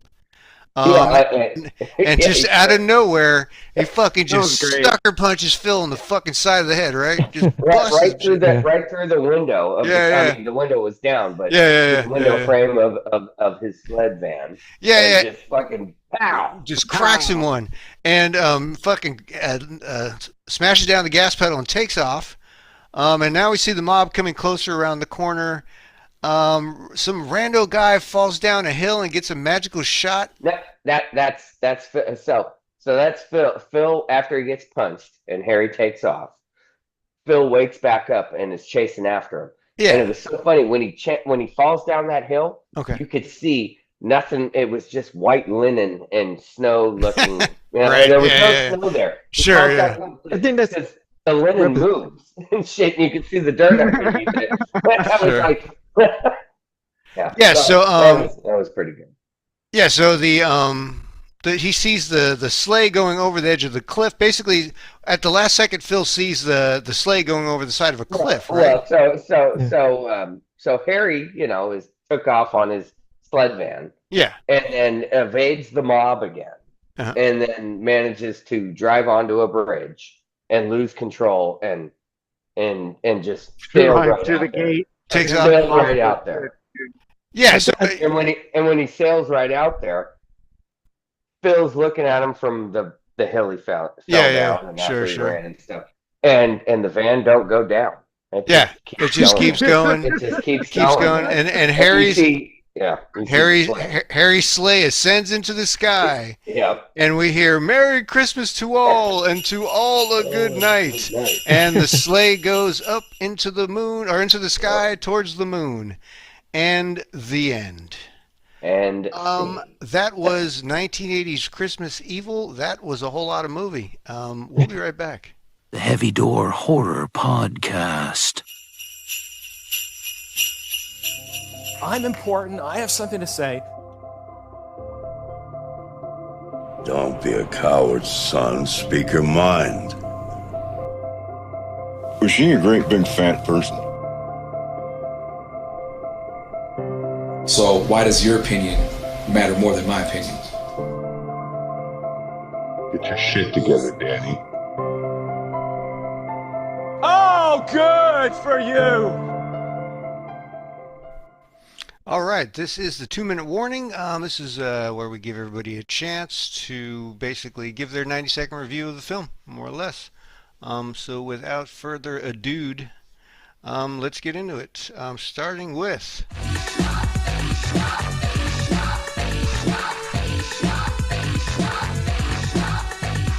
Eddie Deeds. All right, man. You have 90 seconds to tell us what you thought about 1980's Christmas Evil. Go. All right, everybody. So, do you like horror movies, 80s horror films? Do you like twisted retribution stories? Do you like Christmas and Santa Claus? Well, if the answer is yes, you will probably enjoy this movie. The main character, Harry, has his heart broken after brother Philip tells him Santa's not real. Then he's traumatized after witnessing his mom getting freaky-deaky with Santa Claus, who's actually his dad. Now, as an adult obsessed with Christmas, Harry has a rigid black and white view of naughty and nice behavior. He works at a toy factory. He's mocked by his coworkers, disillusioned by commercialism. I almost said communism, and hypocrisy surrounding the holiday. Harry gets even deeper into his psychosis. Eventually, glues on a white beard, gets full-on Santa mode. and embraces the delusion that he's really Santa Claus, out to reward the good and punish the wicked. He steals toys from the factory to give to the kids at the state hospital. He gives to the nice kids, embarking on killing those deemed naughty or who have disrespected the spirit of Christmas. From beginning to end, I really enjoyed the film. So many notable scenes, engaging plot, Christmas time setting, a satisfying movie, and one I'll probably watch every Christmas. All right, man. That's well done. I like it. Wow, Eddie, that's going to be he got it. Yeah. He got it timed to the. Yeah. Did you rehearse that? No. I think he did. No. Right, let's move on to. This is Eric. Eric, all right. We're going to give you. Let me reset the clock for you here, sir. We're going to give you 90 seconds to tell us what you thought of 1980's Christmas Evil, and go. Well, I will say I enjoyed the Santa theme, the Christmas theme, all that bullshit. It was enjoyable. I will say I did not really like the movie to start out with. I thought it took too long to get into, and it dragged and all this bullshit with Harry. And they were at the end. I get they were setting up his insanity, which at the end of the movie I kind of enjoyed.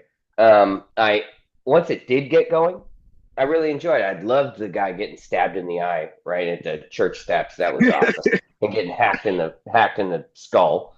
That was great. That was great. 3 kills there, and him freaking the little kid out trying to grab him. That was awesome too, because I remember being scared by my uncles and whatnot when I was a little kid, and it almost made me, I felt like I was going to have a heart attack as a 7-year-old. And so that brought back some fond memories and, childhood trauma. But that's okay. We all have that. We do. So all in all,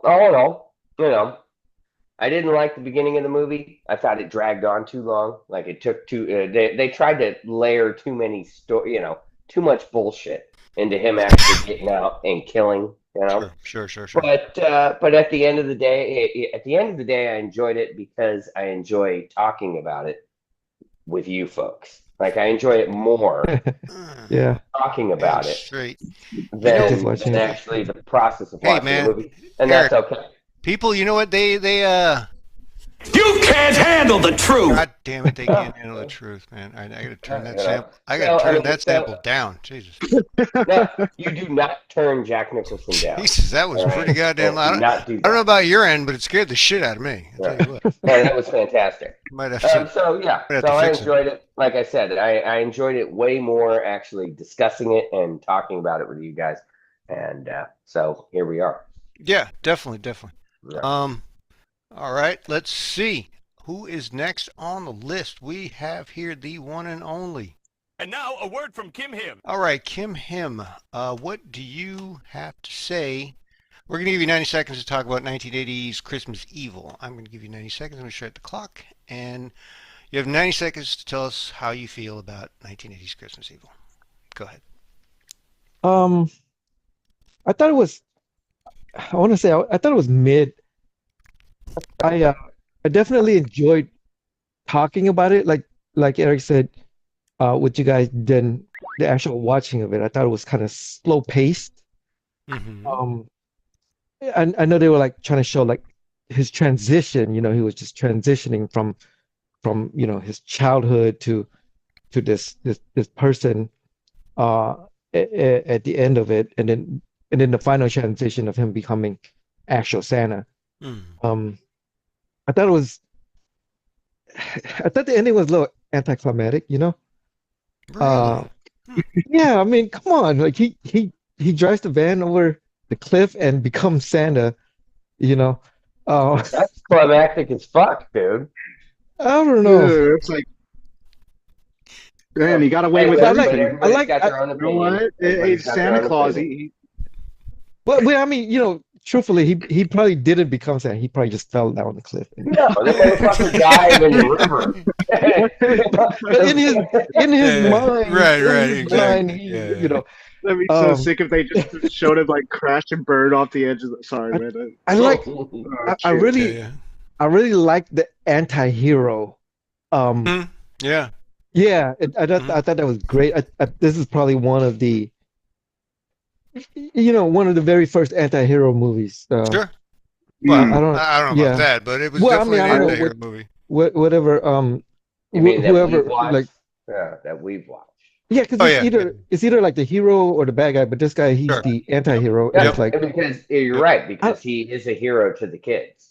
You know, sure. Well, I mean, the story is about him. He's the hero. He's the anti-hero. He's out killing people. Yeah. And, I mean, he could argue that what he did was for a reason, but doesn't make it right. Yeah. You know I mean, yeah. Sure.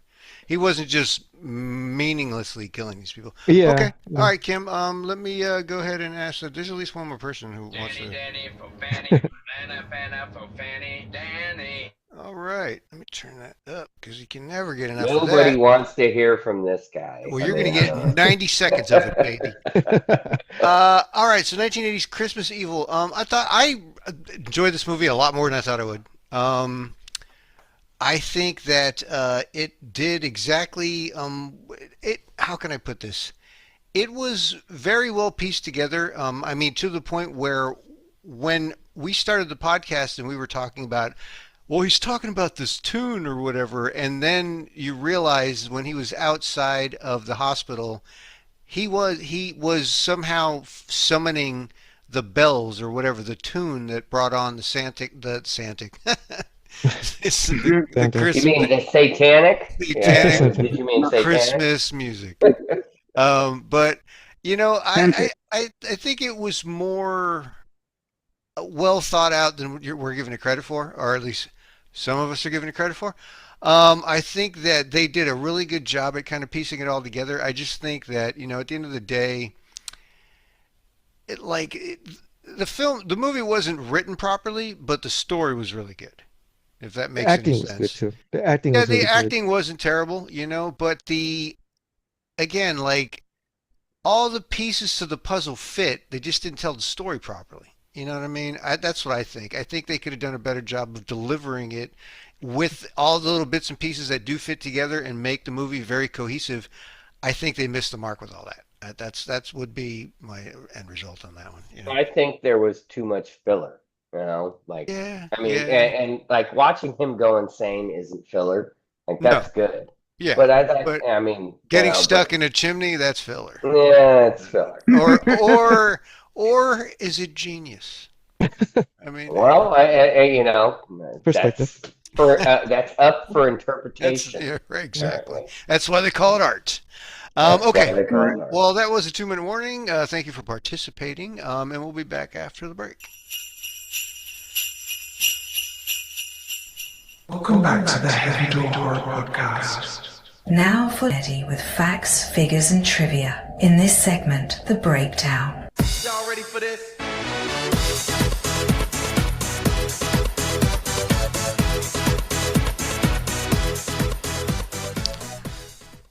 All right, everybody. So, tonight's movie was my pick, Christmas Evil, released November 7th of 1980. The movie was 92 minutes long. Written and directed by Lewis Jackson. Produced by Bert Kleiner and Peter Cameron with Edward R. Pressman Films. Distributed by Pan American Pictures. There was a budget of $750,000 to $850,000. In today's money, that would be 2.8 to 3.2 million with unknown box office numbers. Let's get to the cast. Starring Brandon Maggart as Harry Stadling. We have Gus Salud as young Harry Stadling. Jeffrey DeMunn as Phil Stadling. We have Wally Moran as young Phil Stadling. Let's see, Diane Hull as Jackie Stadling. We have Andy Fenwick as Dennis Stadling. That is Harry's dad. Joe Jamrog as Frank Stoller. Peter Newman as Moss Garcia. We have Patricia Richardson. You may have recognized her, aka Jill Taylor from Home Improvement, as Miss Garcia. Wait, what? Yeah. Yeah. The mom Tim the from Tim the Toolman Taylor's wife. Damn, no shit. Yeah. Okay. Wow. Mm-hmm. We have Mark Chamberlain as Charles, Scott McKay as Mr. Fletcher, Peter Friedman as Mr. Grosh, Bert Kleiner as Mr. Wiseman. We have Raymond J. Barry as Detective Gleason. I know, getting through it, guys. Mark Margolis, as Eric mentioned earlier, as one of the Christmas party accosters. So he's one of the guys that he was apparently one of the two men that pulled Santa into their little party. Yeah, we caught you. They see him peering in through the window. Yeah. And then they go out and grab him. Yeah. Mm-hmm. All right, continuing on. I'm almost done, guys. Michael Klinger as Peter. He is the how did I have this? Oh, I had him as Stabbed with Toy Soldier. Oh, okay. Right in the eye. Yeah, he's that fucking piece of shit young adult that was hassling Santa Claus for no fucking reason. I said young adult. That's funny. That's funny. You just said it. It's a callback. Ellen McElduff as Harry's mom, Miss Freaky Deaky. I had her written down. Yeah, the one that was about to get her licked. Yes. Yeah. And, Annette Couric as Mary, and then I have here Elizabeth Ridge as Susie Lovett. Okay, so Susie Lovett never grew up to be a famous actress or anything? What was her name? Elizabeth Ridge. Let's see. I don't have it there. I don't have that one in front of me. Yeah, I have to look it up too. Oh, don't worry about it. It's fine. Do you guys it was have hard for me to find all the credits because they left out characters. I checked, in multiple sources, and then I found it like, Yeah. What was I going to say? I don't know, man. What was I going to ask you? Does anybody have any trivia? Any trivia? Yeah. I do have some stuff. I have some stuff. I got a fun one to start. Yeah, go ahead. There you go. Just to start, so the year that this movie was set in, 1980, the calendar days fall in line with this year's dates. Oh, okay. Yeah. Okay. All right. So wow, okay. So raise one on Christmas Eve for fucking Harry. Yeah. I'm gonna send you guys a text on Christmas Eve. I thought it was funny. It's just gonna say Harry with a prayer thing or something. I'm gonna at the bottom of my chimney. I'm gonna put a spike. Oh my God! Let this motherfucker come down my chimney. Hey, he's not messing with you. Have you been? As long as you've been nice, you'll be fine, man. Oh well, that's hit or miss. That's arguable. Yeah. You got anything else, Eddie? Not yet. How about you, Eric? You got some? No, not at the moment. No. Okay. What are we doing? Trivia? Yeah, any kind of trivia? Anything you want to add? Oh, I know that when the kids are with Harry and he's talking to a man with the knife, their and his position change between shots. So there's some continuity errors. When Harry's brother falls down the hill, it's obviously a fake sheet of snow. As it all lifts off the ground. Yeah, you were saying. It was like sheets of whatever. And you know what? I just cut and pasted this. I didn't even read that. So yeah, you hit it. Actually, what it looked like is, if you were to buy a little piece of fabric to lay around the bottom of your Christmas tree. They rolled it out, so when he falls down, you see the rest of the hill. Like, because they film this, I'm sure, in L.A. Right, yeah. It says the fake snow was made up of cut up pieces of plastic bags blown around. Oh, there you go. Oh, God. Good for the birds. Yeah, that explains a lot. Yeah, but no, I'm sure they picked up every piece. I'm sure. Oh, yeah. Sure I got another fun one. Go ahead. So the writer/director, Louis Jackson, he reportedly came up with the basic idea for the film one night in the 70s after smoking marijuana and then having a vision of Santa Claus holding a knife. What kind of fucking weed is he smoking, man? Jesus Christ. There's probably It's had cocaine 1970s. you know. That Maui Wowie. What's that? Anybody got anything else? Well, I mean, it kind of reminds me of like, it's probably not true, but oh wow, it kind of reminds me of like somebody watching Trading Places and was like, Dan Aykroyd being, this weird, crazy Santa. I can make a movie out of that. Yeah. I think Trading Places did it come out? It came out. I think it was a year. It was a year after. I think it was a year after. Yeah, it might have been after. It was after. Yes, Dan Aykroyd's portrayal of Santa Claus. Oh yeah, is fantastic. Oh yeah. I mean, it's. Yeah, I think they missed the mark. They should have hired Dan Aykroyd for this. I don't think he was up for this role. You never. Yeah, they just got done doing the Blues Brothers. They're like, hey, you want to do Christmas Evil? And I think he probably said no. Yeah, no doubt. Well, I do have one. In the closing credits, in the listing of the actors who played the neighborhood children, children is misspelled as children, which I thought was that was hella funny. Actually made it to the fucking credits. Oh man! All right. I got one more fun one. So the lead actor, Brandon Maggart, who played Santa, Harry and Santa, is also the father of songwriter Fiona Apple. Oh wow! What? Fuck up! No way! Get the fuck out of here, dude! That is insane, dude. Fiona Apple. I couldn't name one of her songs, but I certainly know her name. I could fucking pull one of her records right out the fucking shelf right here, man. I'll bet you can. Dude, I'll tell you what, man, you're gonna make me do this just because I can, baby. Oh my lord! You can't even see it, can't? There she is. Yeah. All of her blue-eyed beauty. Oh my lord, she was she was a vision when she first came out. All right, before I say anything else stupid, let's go ahead and take a quick break. We'll be right back. Autobots, that's the breakdown. Thank you, Eddie. You're listening to the Heavy Door Horror Podcast. It's about fucking time. I need your clothes, your boots, and your motorcycle.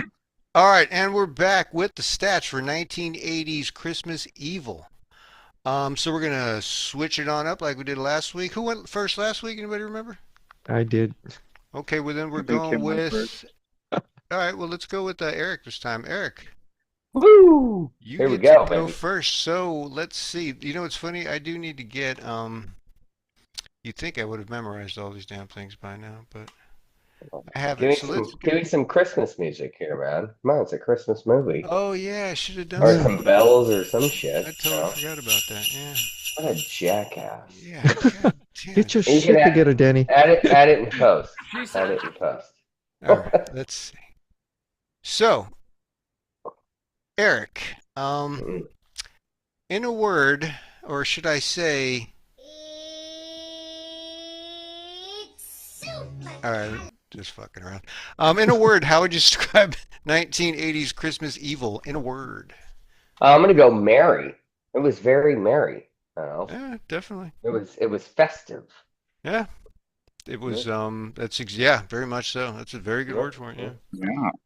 With merry with 2 R's, not like the name. But, sure, and an E. Well, and an E as well. Yeah. And and a Q, exactly. Yeah. Oh, well, and a Z as well. Well, at the end. Yeah, at the end. Yeah. Okay, and then what would you say? I am having computer problems. My favorite scene? Yeah. Well, what would be your favorite scene from 1980s? I'm going with the church step scene where he murders 3 people. Yeah, he fucking goes nuts. Yeah. First guy he hits in the eye, and then he hacks the rest of them with an axe or said hatchet, whatever. Yeah. With a candy cane handle. Yeah. Candy cane handle. That was fantastic. Yeah, sure. Okay, and then who would you say is your favorite character from? Got to be Harry. I was torn. It was Harry, but Frank was such an asshole. I almost picked him. Sure. It's Harry. Okay, and then Would you say it's a B movie, be or not to be? I would say it's a B movie. Definitely. Right. Okay. Yeah, that's what I thought. And then what would be your skull rating for 1980? I'm gonna give it my first half or first non-whole number. I'm gonna give it 2.5 skulls. Okay. Yeah. So that's right. You're just right down the middle. I've usually been whole numbers, always whole Okay. numbers. Okay. So 2.5.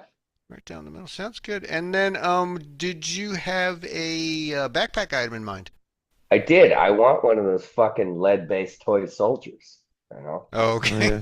Yeah. Which for to stab someone? Made with Well, quality. to stab somebody, In the to face? do whatever. Maybe Okay. maybe to resmelt it and make it into little bullets. I don't Sure. know. Okay. You know. I don't know. Okay. And then did you see anyone that did not know they were in a movie that could not act? Oh, that's a good. I mean, there was a lot of people. I'm just gonna go with sure. Yeah. Okay. That's a safe answer. Yeah. Okay. Go with Yeah. sure. This was definitely not I mean, they're really only concerned with the acting of two people in this movie. Yeah. More or less. Yeah. Yeah. Okay. And then, did you have a favorite fit? Yeah, I guess when Fucking Santa Claus, right? I guess when Santa was about to eat said wife's panoche, I liked her fit. Yeah, that was a very nice fit. Good call. Good call. All right, and real quick, do you think Louis would like this film? I think he'd hate it. Yeah. Okay, fair I think enough. he'd hate it. I mean, Fair it took enough. too long to get where it was going, and Sure. I think he'd hate it. All That's right. what she said. That's indeed what she said. I gotta turn that one up a little bit. All right, let's move it on. So logically, if we went with Kim first last week and we're going with Eric first this week, it only makes sense that we would go with Kim him next. Right? Okay. So let's see. In a word, how would you describe 1980s Christmas evil, or should I say? No. I'm just fucking around. In a word, how would you describe 1980s Christmas evil? I had a couple, but I think I'm gonna go with transitional Okay. because he was just transitioning the whole movie, from being a kid to being an adult to becoming, ultimately Santa Claus. Sure. Transition. Okay. All right. You know what? You're giving me yeah. Okay. And then what would you? I mean. My favorite scene in Pulp Fiction when you saved a guy from getting fucked in the ass. Yeah, definitely. What would you say was your favorite scene from 1980s Christmas Evil? I think. I mean, Eric picked my favorite scene already, but I think my next favorite scene probably when he was running and he fell. Oh, in the garbage at the end? Yeah, he fell in the garbage can. Yeah. Okay, sure. And then, would you say this is a B movie or not a B movie? Yeah, it's a B movie. Definitely. I actually read that there's a lot of mixed reviews, but Sure. it's also a really big cult following for this movie. Yeah. Okay. Yeah. Okay. Yeah, I want the poster to this movie. I want it on a T-shirt. That's a pretty cool poster. Dude, the artwork for this shit is pretty good. Yeah, for sure, 100%. I mean, in some ways, it's better than the movie, but but in some ways, it's not. That happens a lot. You'd be surprised. And then Kim Him, what would be your skull rating for Christmas Evil from 1980? I'm gonna go with 2. 2. Yeah. Okay, 2 it is. And then, did you see anybody in this film that couldn't act? Yeah, I'm gonna go with that girl that survived. The one that just kept screaming. Oh yeah, sure. She was like, I don't know. They were like, just scream, and she's like, ah! Okay. Am I acting? Okay, yeah, that's a good answer. You mean on the church step? Yeah. She was like, and they were like, and cut. She was like, was that acting? And okay. Okay. Oh yeah, real quick, I forgot. How about your backpack item? Oh, see, I was gonna go with the toy soldier too, but that nutcracker. But since Eric already picked it, I'm gonna go with the candy cane. No nutcracker. You didn't? Wasn't? No, it was a Mike toy said soldier. soldier. It was a The toy difference, soldier. Tim. Yeah, It was a difference. Nutcracker. You know, I thought it was a Nutcracker. yeah, I thought it was like the toy soldier Nutcracker. Like, something like that. Yeah. I know what you're talking about. Yeah. I mean, So anyways, you can pick it too. Well, they're related to the Nutcracker. Yeah, sure. They're yeah, exactly. They're kin. There are toy soldiers in the Nutcracker. Yes, they're kin. They're kin, I believe. Yeah. Relevant. Good. Highly relevant. I'm gonna go with the candy cane that he used to kill those people. So yeah. Oh, the candy cane hatchet. Yeah. Yeah. Oh yeah. Okay. Sure. Yeah. Definitely.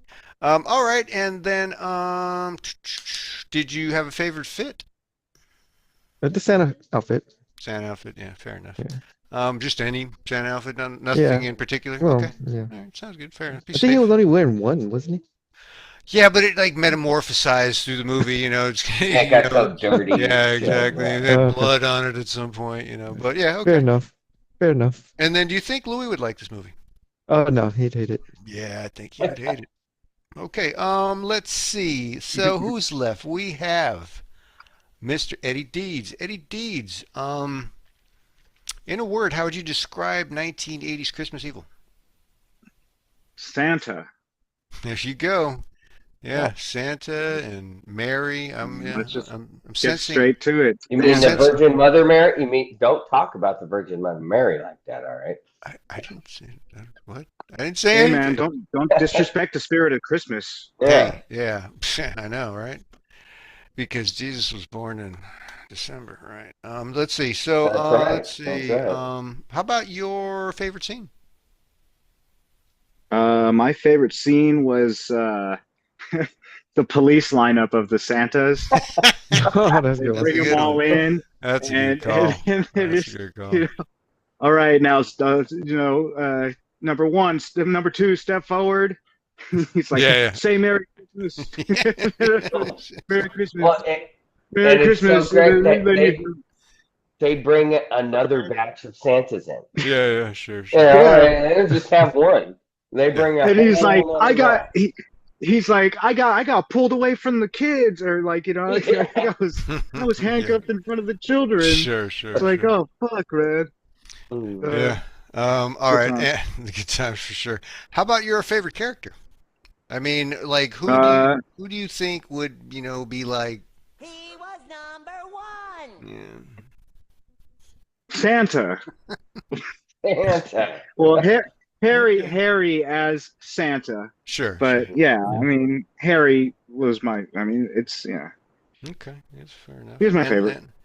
And then, is this a B movie or not a B movie? Yeah, it's a B movie. Definitely a B movie. And then, Straight what would up. be your skull rating? Well, I had a childish enjoyment fulfilled watching this movie, so yeah, I'm gonna give it a 4. Okay. Oh, yeah. damn. Wow. Not bad High at all. score. Kind of a guilty. It felt like a guilty pleasure. It's like I get Santa and I get like a little bit of like anti-hero like build up and some some killing. Yeah, Sure. worked out. Yeah. Okay. Did you have a backpack item for the scene or for the film? Yeah, my backpack item would be a gift for Santa. Felt bad for the guy. I mean, he might be crazy, but man, seemed like a pretty outside of the craziness, seemed like a pretty nice guy. And my gift would be a bag of weed because I think he needs to chill the fuck out. I think he's all got gas, no brakes. He goes into a psychosis, wants to climb up a rooftop and hop down a chimney. It's like, bro, right. Yeah, he's not thinking straight. Definitely not thinking straight. Eddie, the drinks you just don't made help. the nice list. You just made the nice list. Yeah. Man, come on, man. I don't think we did, but you did. Yeah, for sure. You're on the list. Fantastic pick. When you've made a list, you're doing good. Oh, well, you've made it. You've made it. Once you're on a list, you've made it to a list. Right. So, and then real quick, did you see anybody that did not know they were in a film? Maybe not one person, but maybe I'll speak as like for a collective group, like when they were the employees of the toy company's Christmas party. Yeah. Like, yeah, they just kind of like, it's like they show the music and then they show everybody standing around, and some of the people are just like standing there still, and other people are just kind of mingling around the drinks because it's the easiest thing to, like, keep you occupied. And I don't know. Just looked like people were, that was like one scene where it looked like a bunch of people were really out of touch with the fact that they're supposed to be at a Christmas party. Sure. Yeah, no doubt. No doubt. Yeah. Want some wallflowers. How about, what is the stupid last question I always forget? Oh, did you have a favorite fit? Oh, yeah. Well, like Kim said, man, Harry's suit, you know? Yeah, pretty it much. was like, Yeah. it was like, hey, it was more elaborate than any of the other Santas. I mean, he had the pants and the like skirt part, you know, and sure. It was interesting because they were like numbering all this, or they're labeling off all the Santas, and they're just like, look out for anyone with a Santa, and it's like, well, he has a very peculiar looking, he has a very peculiar looking suit, you know. Right. So, and then finally, do you think Louis would like this film? No, I think Louis would. He would watch it and fizz out, and then be like, why the fuck did I watch this? Okay, fair enough. All right, let's see. So it's my turn. Let's see. I'm going to start out at the top here. In a word, I would describe, I thought about kind of what Kim was saying, but it is very, what was your word again, Kim? I'm transitional. Not but yeah, it was very, it just was a step-by-step journey through a man basically falling apart. And again, it started when he was a kid.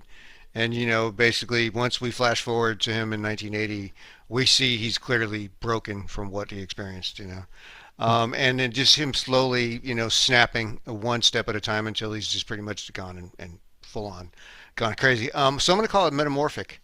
And I thought you were going to go with like insanity. I was going to go with bland, man. No, but my favorite scene. I mean, honestly, my favorite scene would have to be the whole thing with the dad dressed up as Santa, like sniffing mom's crotch or whatever. That was just funny to me. Oh, you know what? No, I take it back. There was something in this film that totally made me laugh out loud, and I almost forgot. I had made this. Okay. It was when he rubs the mud in his face and smashes his face into the side of the house, and leaves the imprint on the wall, and it looks like Wilson, from fucking Castaway. Yeah. I mean, it's like if Wilson had hands. Yeah, right. It's fucking awesome, man. Let's see. So, my favorite character.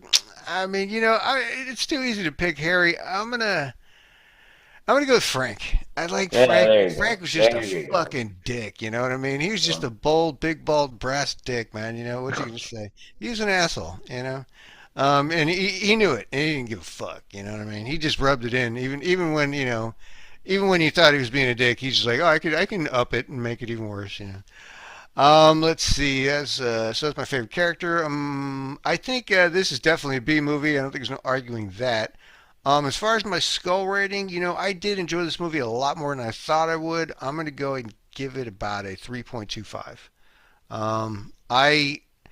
I thought this was either going to be a complete steaming pile of shit or it was going to be fun, and it ended up being fun because at first I couldn't tell. Although the trailer did make it look like it was going to be, a little kind of nutty fun, so and that's exactly what it was. As far as did not know they were in a movie, I did have a really good pick for this, and I cannot seem to remember it now. But yeah, there were just a lot of people in general. Like Eric was saying, when the whole murder took place in front of the church, people were just standing around. And I think it's because they didn't really know if they were supposed to be acting or not, So, like they weren't sure. They're just like, just stand around and look solemn, and that's all they got out of them, As far as my favorite fit, I'm going to go with Eric's pick. I'm stealing that one. I liked Mom's outfit with Santa and the whole pink wardrobe with the stockings. And then and my backpack item. So real quick, I will say, I don't think Louis would like this movie, but finally I want to finish with my backpack item. What I would have is an article to share with Harry about how Christmas was invented in the late 1890s by the Coca-Cola Company. And then either to talk him off the ledge or walk him further off the ledge. I don't know. It could go either way at that point. Well, he went pretty far. I mean, sure. Further. Yeah, sure. I don't know. Well, what I'm saying is I don't know if it would hurt or if it would help. Yeah. But either way, I would be like, look, man, it's all here in black and white. This is fake, bro. But anyway, that was the stats for 1980s Christmas Evil. Whose turn? It's Eric's turn to pick. My turn. All right. So what we're going to do here is let Eric pick a film for next week. And what have you got for us, Eric? I've got 1984 classic Silent Night, Deadly Night. Nice. Ooh. I had a feeling someone would pick it, so I was expecting this. I definitely haven't seen this one in a very long time. So let's go ahead and check out that trailer.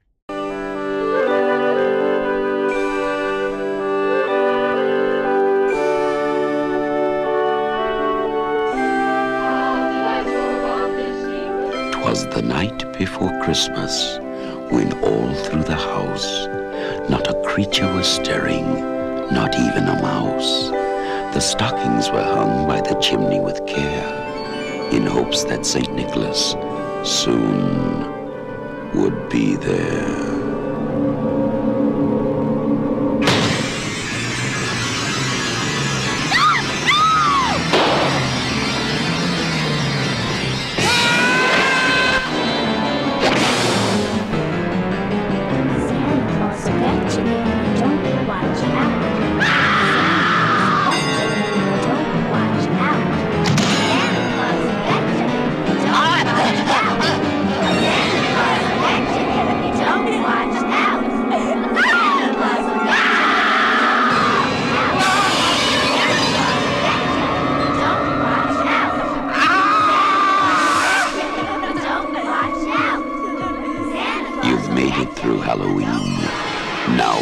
Survive Christmas, Silent Night, Deadly Night. All right, and that was a trailer for 1984's Silent Night, Deadly Night. That's Eric's pick. You were saying they're going to make, there's a sequel, or not a sequel, a remake coming out in any minute? Apparently there's a remake coming out next week. Nice. Okay. Yeah. So we'll see. Yeah. Maybe we'll review it next Christmas. Huh? Hey, maybe we'll review it in January. Yeah, sure. You never know. Yeah. I mean, it'll be open season, kind of thing. That's right. All right. Well, my name is Heavy Door Dan, Ganja Zombie, the original Babylon John, Pumpkinhead's Junk in the Flesh, saying good night from Union City, California. We got Eddie Deeds in Vallejo, California. We got Kim Him in Oakland, California. We got Eric Saldivar in San Francisco. Once again, I'd like to say goodnight, but before we go, let's go around the room. And Eric, did you have to say anything to say to the people before we go home tonight? Yeah, thanks for joining us, and everybody stay scary. Right on. So let's switch over to Eddie. I think I'm going to start going out of order just randomly, just to catch you guys off guard. Eddie, do you have anything to say to the people before we go home? Yeah, don't disrespect the spirit of Christmas. Moral of the story tonight. Damn straight, man. Speak the truth. And it will fuck you up. Anything else, Eddie? You good? Man, everybody have a good night. Keep listening. Keep following. Subscribe, share, talk shit. Come join us. Talk at us. Until next week. Everybody have a great night. All right. And Kim Him, do you have anything to say to the people before we go home tonight? Yeah, thanks for joining, everybody. Had a great time. Right on. Okay, well, my name is Heavy Door Dan. Once again, don't forget to check us out. We're on Apple, iTunes, the podcast app. We're on Spotify. We're on iHeartRadio, which is the thing, apparently. So before we go, as we like to say around here, always assume that the call is coming from inside of the house. Good night. Thank you for listening to the Heavy Door Horror Podcast. Everything is garbage. Don't act like you're not impressed.